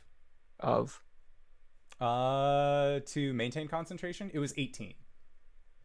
I hit 18. Oh, okay. So then it was the other way, where it was Rosemary and Gwen who failed, but it was Kevin who succeeded.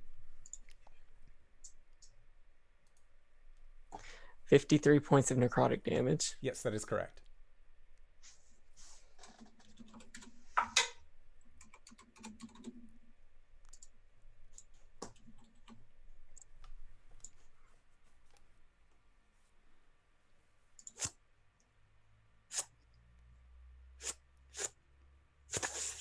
You just hear so many bees fall from the sky.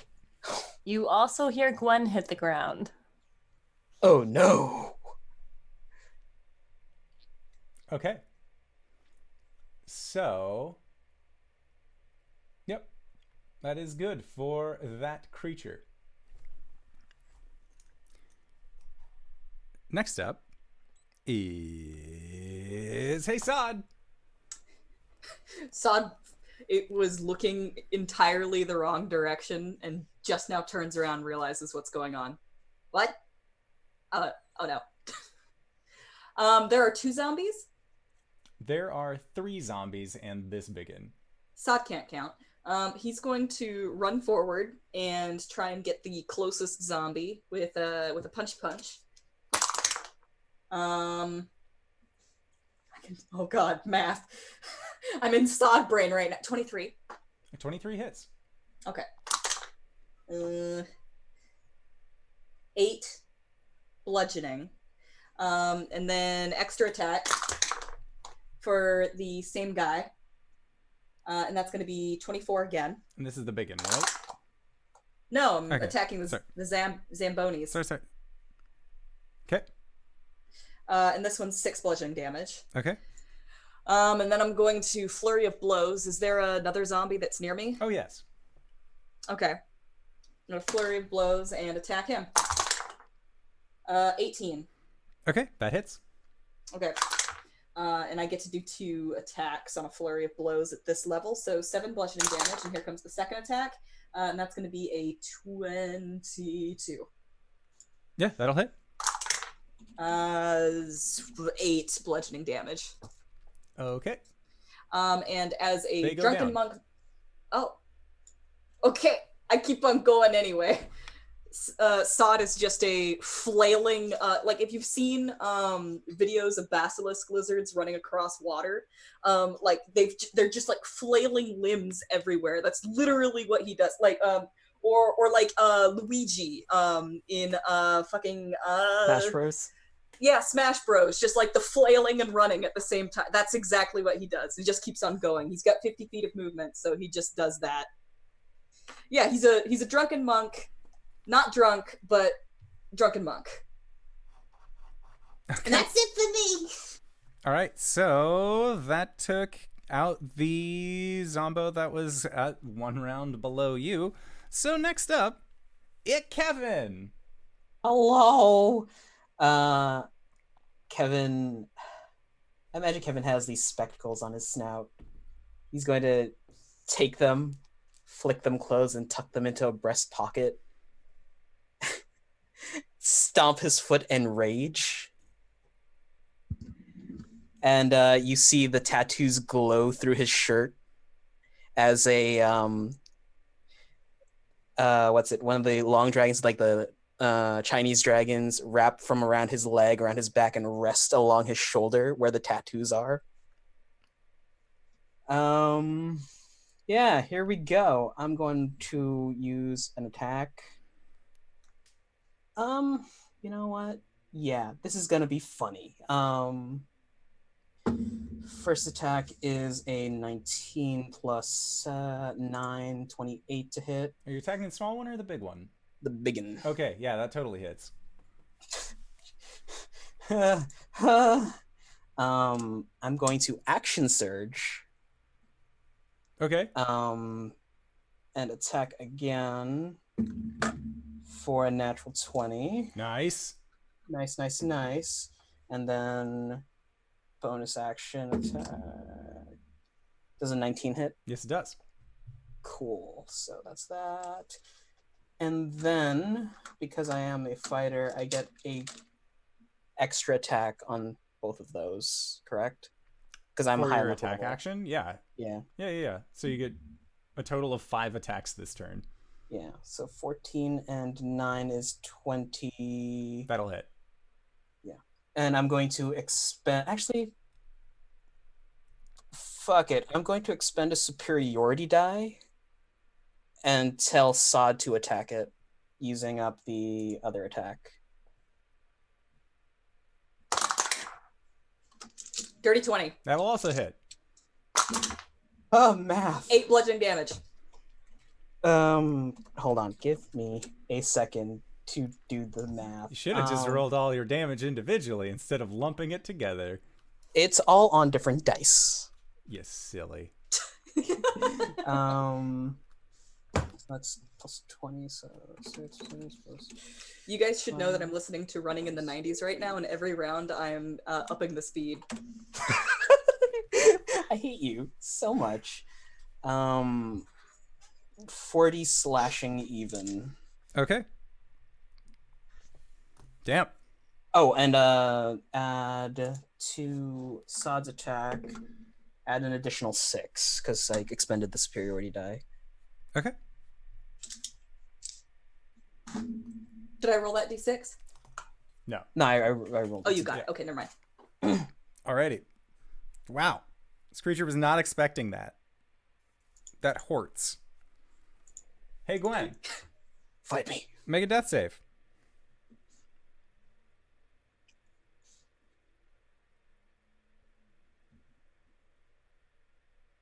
Or That is a failed death save.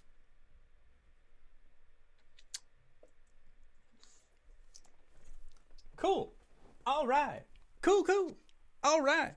Next up, the zombies. All right. These two are then going to go over towards you, Kevin, and they are going to try and make stabbies out towards you. Okay. Thankfully, you didn't really like these guys anyways. So it's not going to be so bad when you hit them. Does a 22 hit? Yes. All right, does a 17 hit? No. Okay. Then you are going to be taking 11 points of piercing damage. Is that already rounded down? No. Cool, I got it. Okay. So then next up, Rosemary. Rosemary, look at what this creature did to all your babies. I see that. I also see a whole bunch of the bees fell on Gwen, who is also on the ground. Yes. So Rosemary's they're gonna go, ah! And just run over to Gwen and like just sort of start like CPRing and then mouth to mouth and cast Cure Wounds at 4th level. Okay. I definitely thought that you were going to run over and be all like, the bees! And like CPR the bees. Yeah, I did say 4th level, didn't I? Fuck. Okay. It's fine. Gwen's worth it, right? Yeah. 48.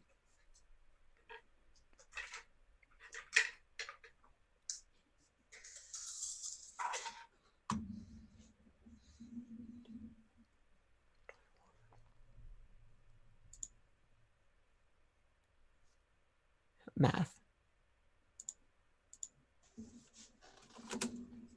25 hit points. Whenever you wake up, your mouth is filled with the taste of clover honey, and you sort of you get a hint of like a metallic yellow vision, and you're not sure why.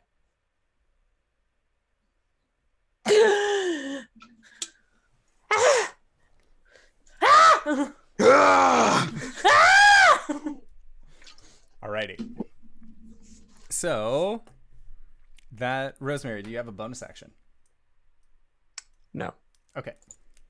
Sounds good. So, then next up is the boy, the creature himself. And the creature now has a new target. Something that has hit it quite soundly and it do not like. So, hey, Kevin. Hey. There are some attacks that are going to be coming your way. Hey. All right, does 24 hit? Yes. Okay, sounds good. So you are going to be taking 11 points of slashing damage, round down to 5. And then 28 points of necrotic. Fuck. Then they are Cool. then they are going to make a second attack towards you. And that is a 19 on the die, so I'm assuming that would hit ye. Yes. All right. So then that is going to be for 13 points of slashing damage. Reduced down to 6. 6. And then total of 21 points of necrotic damage. I'm going to expend a superiority die to reduce that by my superiority die plus 5. Hell yeah. I reduce it 11, so 20. You said 21? Yeah. So I take 11. Or so 10. Is it of all damage, or is it of a particular damage type that you reduce? It says when another creature damages you with a melee attack, you can use your action to expend 1 superiority dice to reduce the damage by the number. So I guess it's the total damage. Yeah, it would be the total. Hey guys, have we been remembering that we have pack tactics? We've got tactics because we're kobolds.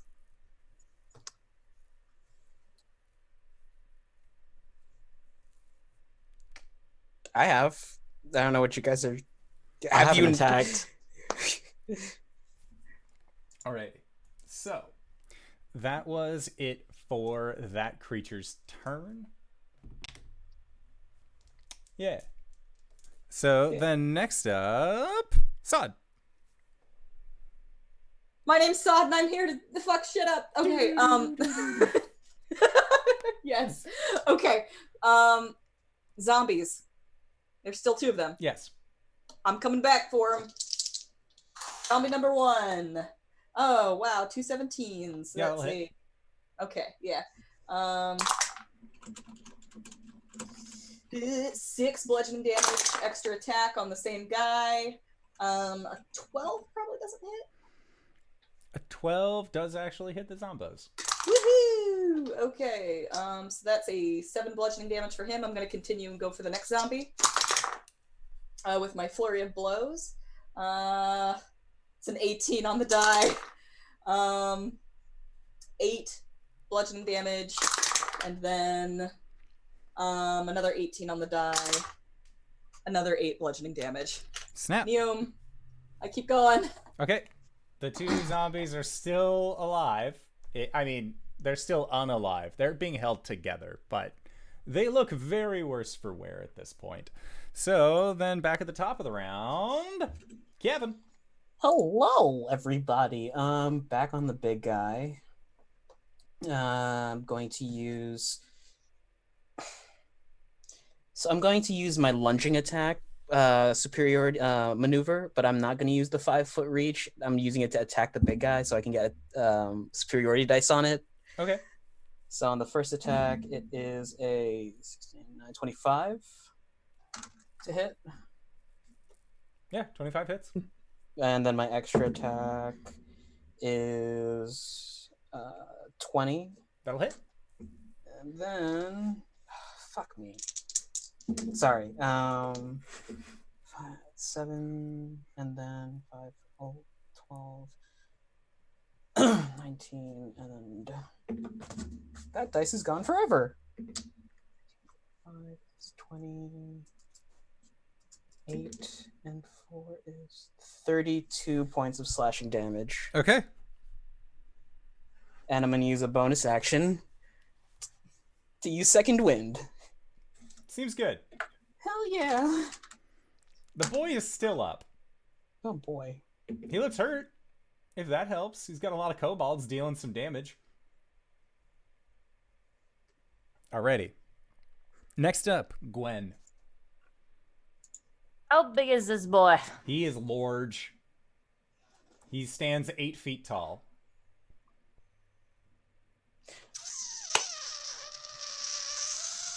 Okay. Gwen is gonna get up. She's gonna use her bonus action to rage again. And she is going to attack this bee. Let's do it. Recklessly, because it's Gwen. Because why not? That's 23. Totally hits. And the hand axe. Whew. Stop. Is a 19. 19 also hits. Okay. I would like him to make a... And you're making 2 weapon attacks and an offhanded. Or, no, that was just your 2. Yep. Okay. So I'd like him to make a strength saving throw, please. 23. Cool.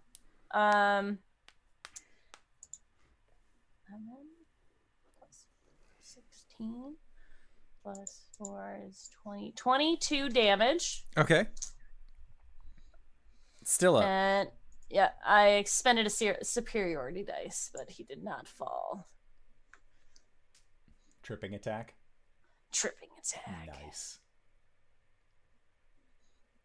Yeah. Okay.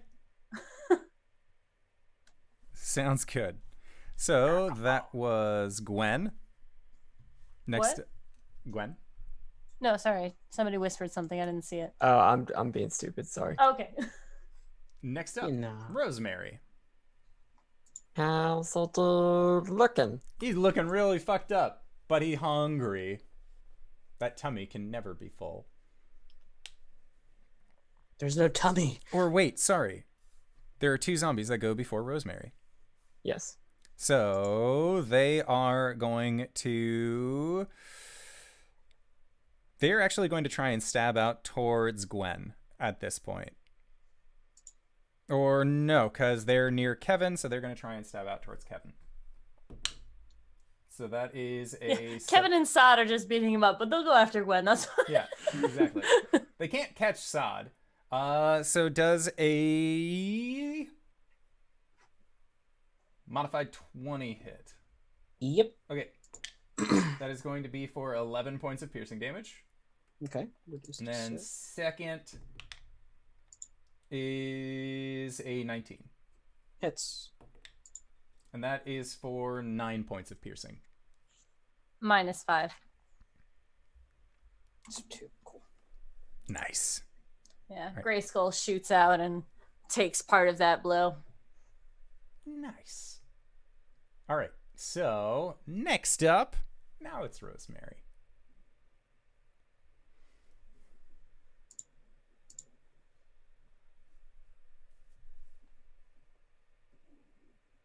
I'm thinking. Click, click. The bees I'm are thinking. Click, click, click.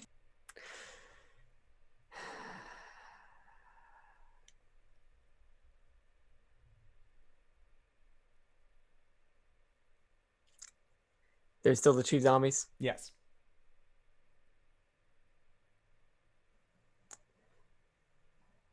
I'm going to cast something as my bonus action. And then I'm going to run up to one of the zombies and make an attack with my staff. What's your bonus? Guardian of Nature. Ooh. What does that do? I will describe it after I make this attack. Okay. There are people around the zombies, right? Yes. Specifically Does- Kevin and Gwen. Does a shillelagh 24 hit? Yes.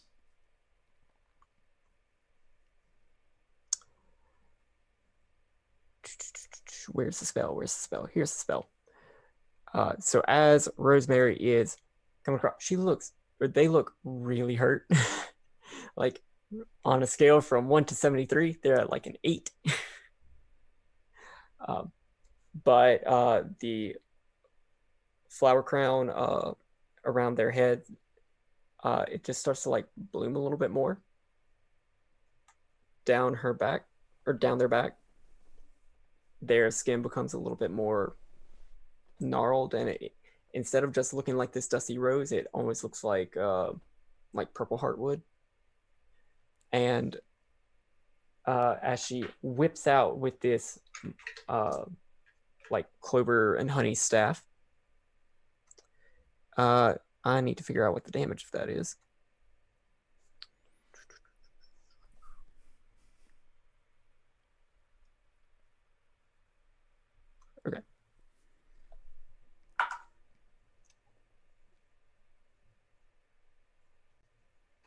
12 To hit? It's 12 damage Oh, okay.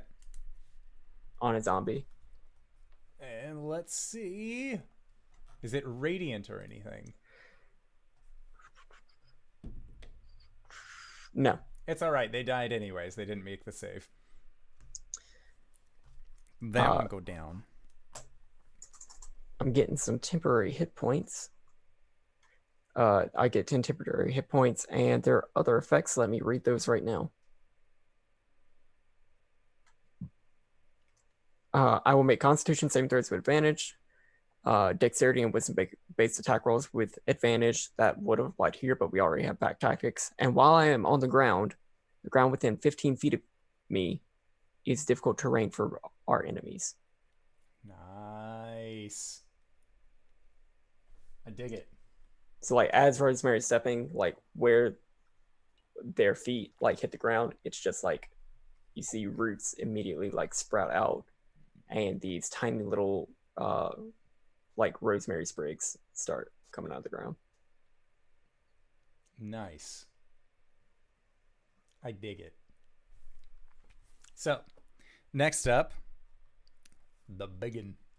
And they are going to, with a claw, reach up and swipe down towards you, Gwen, as you have attacked them recklessly. Kind of left yourself wide open at this point.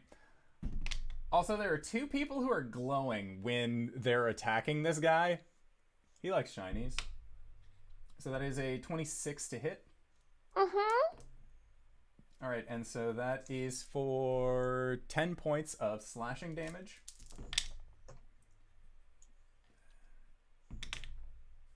It's okay, honey. And 19 points of necrotic. It's cool.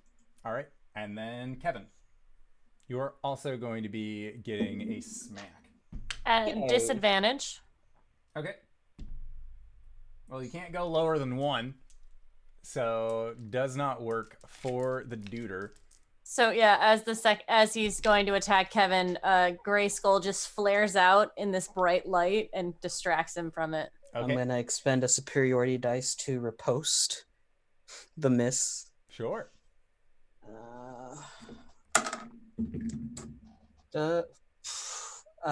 18 plus 9, 27. Yeah, that'll hit. Plus. Nope, that's not right. Sorry, I rolled the wrong dice. 14 points of slashing damage. Okay. They're still standing. And as you sink this in after the effects are done, you see that where before, after this creature had used that kind of wave of necrotic energy that it had sent out, how the vacant stomach that it has looked like it had resumed more of like a meat-like texture. You now see that there is just magic once again coursing through this creature's essence. Gross. How many bees are in there? There are 0 bees in its tummy. I don't know if that's good or bad. Tune in tonight at 5 to find out more. Sod. Hi, I'm Sod. Okay, I'm gonna run at the big boy. I'm gonna try and hit him. Is there somebody next to him? Oh, there's a lot of people next to him. I'm gonna try and hit the big boy. Big boy. Dirty Baby 20. boy. That'll hit. Okay, 10 bludgeoning damage, and he needs to make a con save. No, he Wings, you're doesn't. yelling. Are you okay? I'm sorry. Sod, he It's doesn't. really fast now. Sod. Time slows down for you. How does Sod finish this biggin? Oh my god. Hey. Okay, so like basically running in the 90s has been playing through Sod's brain the entire time, and as time slows down, Sod's it suddenly goes quiet.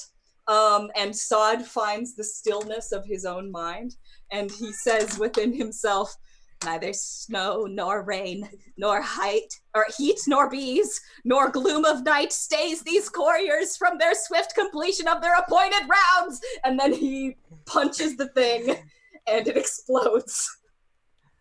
Running in the 90s plays in a minor key in the background. But it's not the entire song. It's the 3 staccato at the beginning.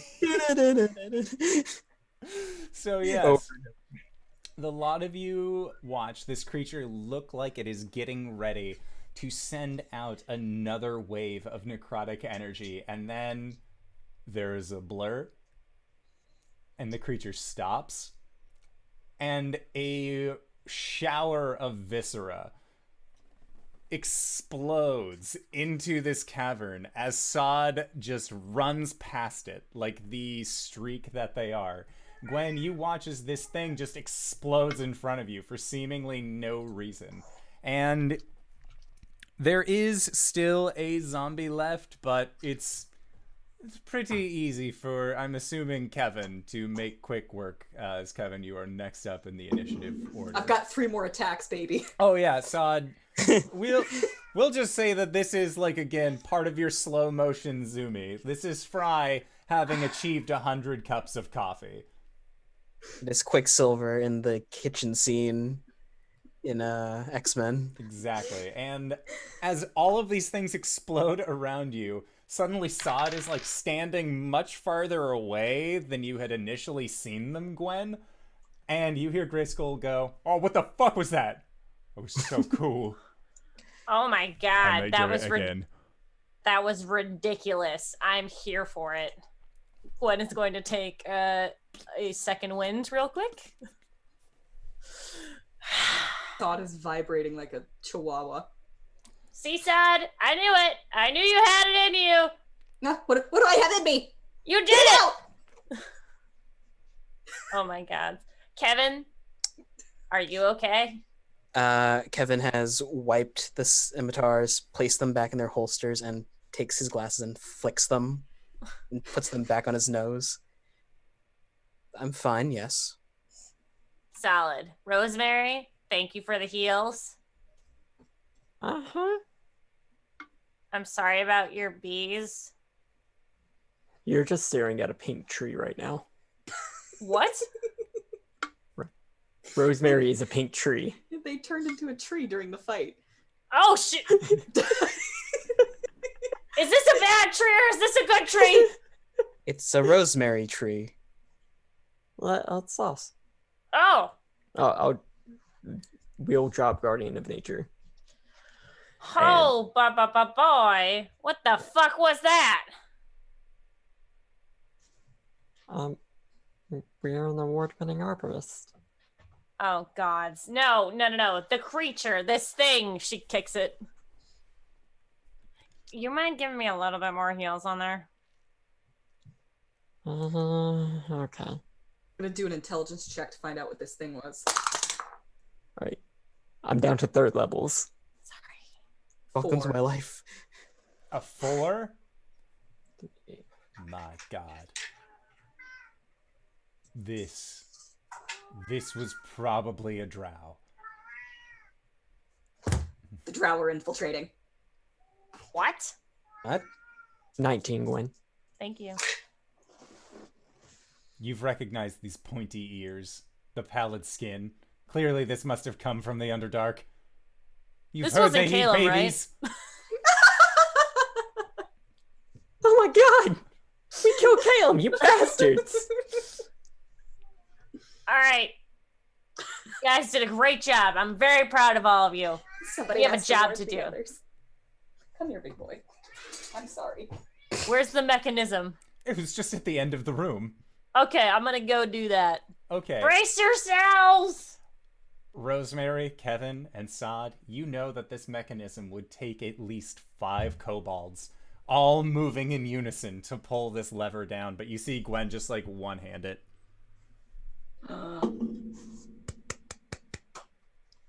She flexes a little. Oh, fuck! I told you, I'm a hero. But I couldn't have done it without you guys. You are the strength of this Kobold nation. Well, keeping accurate accounting books is a bit of a hassle, but we make do. And the postage system never sleeps. All right. We make plants pretty. Yes, you do, Rosemary. Yes, you do. Okay. So as the mechanism is turned and you hear what sounds like not the sound of industry, but like you can tell that it is working, or at least it is doing what it is supposed to be doing. You all begin to then make your way back the way that you came. And when you hit, and it's at this point it is fairly easy. We're just going to be bypassing a lot of the traps and things like that. There is this large boulder that is still stuck at the edge of the doorway. Gwen, as you go to push it, you are actually strong enough to move this boulder. And it's impressive. Again, the three of you just see this one small creature just beginning to roll this massive ball. For all of us at home, it looks like Katamari. Yeah. Gwen is Mr. Sunshine. And you eventually manage to get the large boulder back up to where it had initially dropped down. With a series of clever maneuverings underneath pits and things like that, you're able to get back. And eventually, you make your way back to the food production encampment that you had been at previously. And Gwen, it is at this point, as you are being walked with Kevin, Rosemary, and Sod, that you actually see your party members coming in from one of the other tunnels. And the way that it had played out last session was that you kind of wave at them and you continue getting pulled by your kobold companions. And as you do, they are actually taking you to where Gurn is being held as sort of a return back to with the head beautician. And as the group then reclaims Gurn, Gwen, you and Gurn are then able to go back to the rest of your party. Are there any parting words that you would like to say to your three kobold companions that helped move the mechanism? Likewise, is there anything that the kobolds would like to say to Gwen?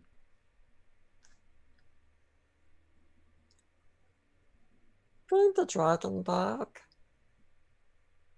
I will. He has a lot of backed up mail. Everything's dying. Oh, it's all right, Rosemary. She pops a hand on Rosemary's shoulder. I'll do it. For you guys. You've shown me that kobolds can be more than just sniveling little creatures.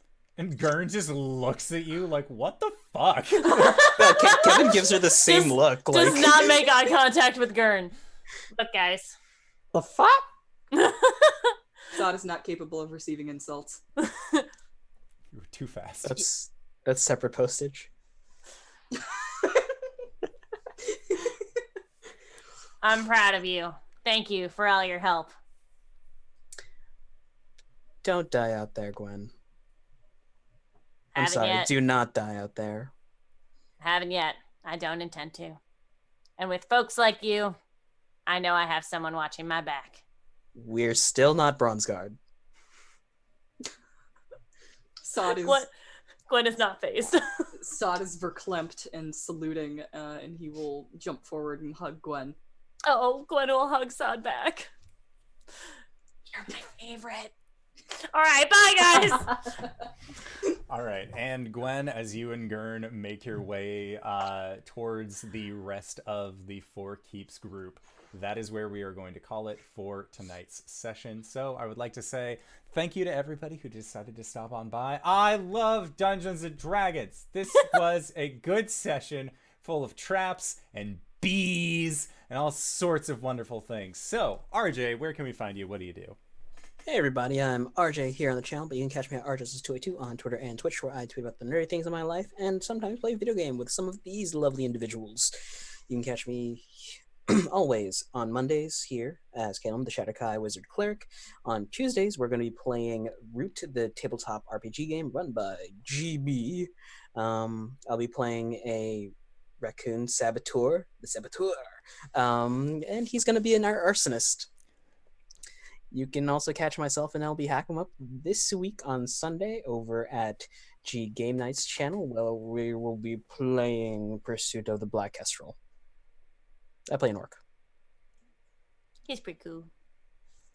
Hi, I'm LBHackEmUp. You can find me at LBHackEmUp, where every day this month I am posting a picture of one of the kittens that I have been fostering over these past years. Mondays and Tuesdays you can find me here. Tomorrow I'm not sure what I'm playing. I know I picked it, but it's been a week. The weekend for me was a bit hectic, as in I could not move one day, which was super fun. Wednesday you can find me on Nerd Immersion's channel playing Rod of Seven Parts, where I play Siren, the Tiefling Rogue, Tiefling Rogue Fighter now. Friday, you can find me on Dammit channel playing Oyanto, the Triton Druid, Ghost of Saltmarsh, which was kind of wrapping up at this point. And then you can find me with RJ on Sunday on G Game Night's channel, The Pursuit of the Black Kestrel, where I play Zari, the human, who her brother just found out she can do blood magic. But it shouldn't be a shock to him because this is our family like tradition. And he just didn't pay attention, so it's fine. It'll be fine. DanaeKeener.com, right? Yeah. Hello, bees. I'm Cyber. You can find me at CyberWolf121 on Twitter. I ship posts and I post pictures of my dog, and I talk about whenever I go live on twitch.tv/CyberWolf121. I play video games badly and talk about lore. We're doing Castlevania right now, and it's a good time. We got past the annoying stealth missions. So, yeah. Now it's just beating stuff up as Dracula. All the archives of that go to YouTube, where you can also find the podcast that Kyle with an N I do called Let's Talk About It. Eventually I'm going to edit the next episode. It might take a while. But for RPG stuff, I'm on the DM's Guild. I've got a Patreon. I'm here on Mondays, usually not playing this crazy bastard. I'm usually playing a different crazy bastard, Arjan. On Thursdays, I'm here as well in the Ghost of Saltmarsh game, which is also just about wrapping up. And I'm also on Prairie Star's channel on Saturday playing in Taldore in a 5th edition game. So, yeah, check them all out. DanaeKeener.com. And speaking of DanaeKeener.com, hi everybody, I'm Danae Keener. You can find me at DanaeKeener.com. I do nerdy drawings mostly related to D&D and a lot of things on this channel. I'm here on Mondays, Tuesdays, and Wednesdays. Sometimes Tuesdays, sometimes Wednesdays. Those are going to get weird. But yeah, you'll find me here playing games all the time. And I love it. DanaeKeener.com. That's Frankie, by the way, if nobody knows. Everybody knows. Hi, Frankie. This is Abaddon. You have failed me. All right. DanaeKeener.com. And if you've made it this far, you probably already know who I am. But if you don't, hey fella, what's up? It's me, your buddy, your pal, your friend, the Indoor Adventurer, the showrunner here at twitch.tv/IndoorAdventures. We do shows like this Monday, Tuesday, and Thursday at 5:30 p.m. Pacific Standard Time. As you've already heard, we got our homebrew game. We got tomorrow as Root. And then we also have Ghosts of Saltmarsh on Thursday. Our first session of Tomb of Annihilation was going to be on Sunday, but things, due to, the virus, have gotten a little out of hand with getting our DM back from abroad, so we're going to try and, get that when we can, but look out, hey, Tomb is on the way. So, with that in mind, we are going to be going into our Patreon-supported after show called Nights in the Courtyard. So I would like to say thank you to everybody who decided to stop on by. Thank you to these wonderful players for putting up with my bullshit once again this week. I forgot that I'm pretty sure we're doing Monster Noir on Wednesday this week. So come by and check out that game that GB runs. So he's running 2 games on the channel this week. And we will see you guys next time. All right, everybody. Bye-bye.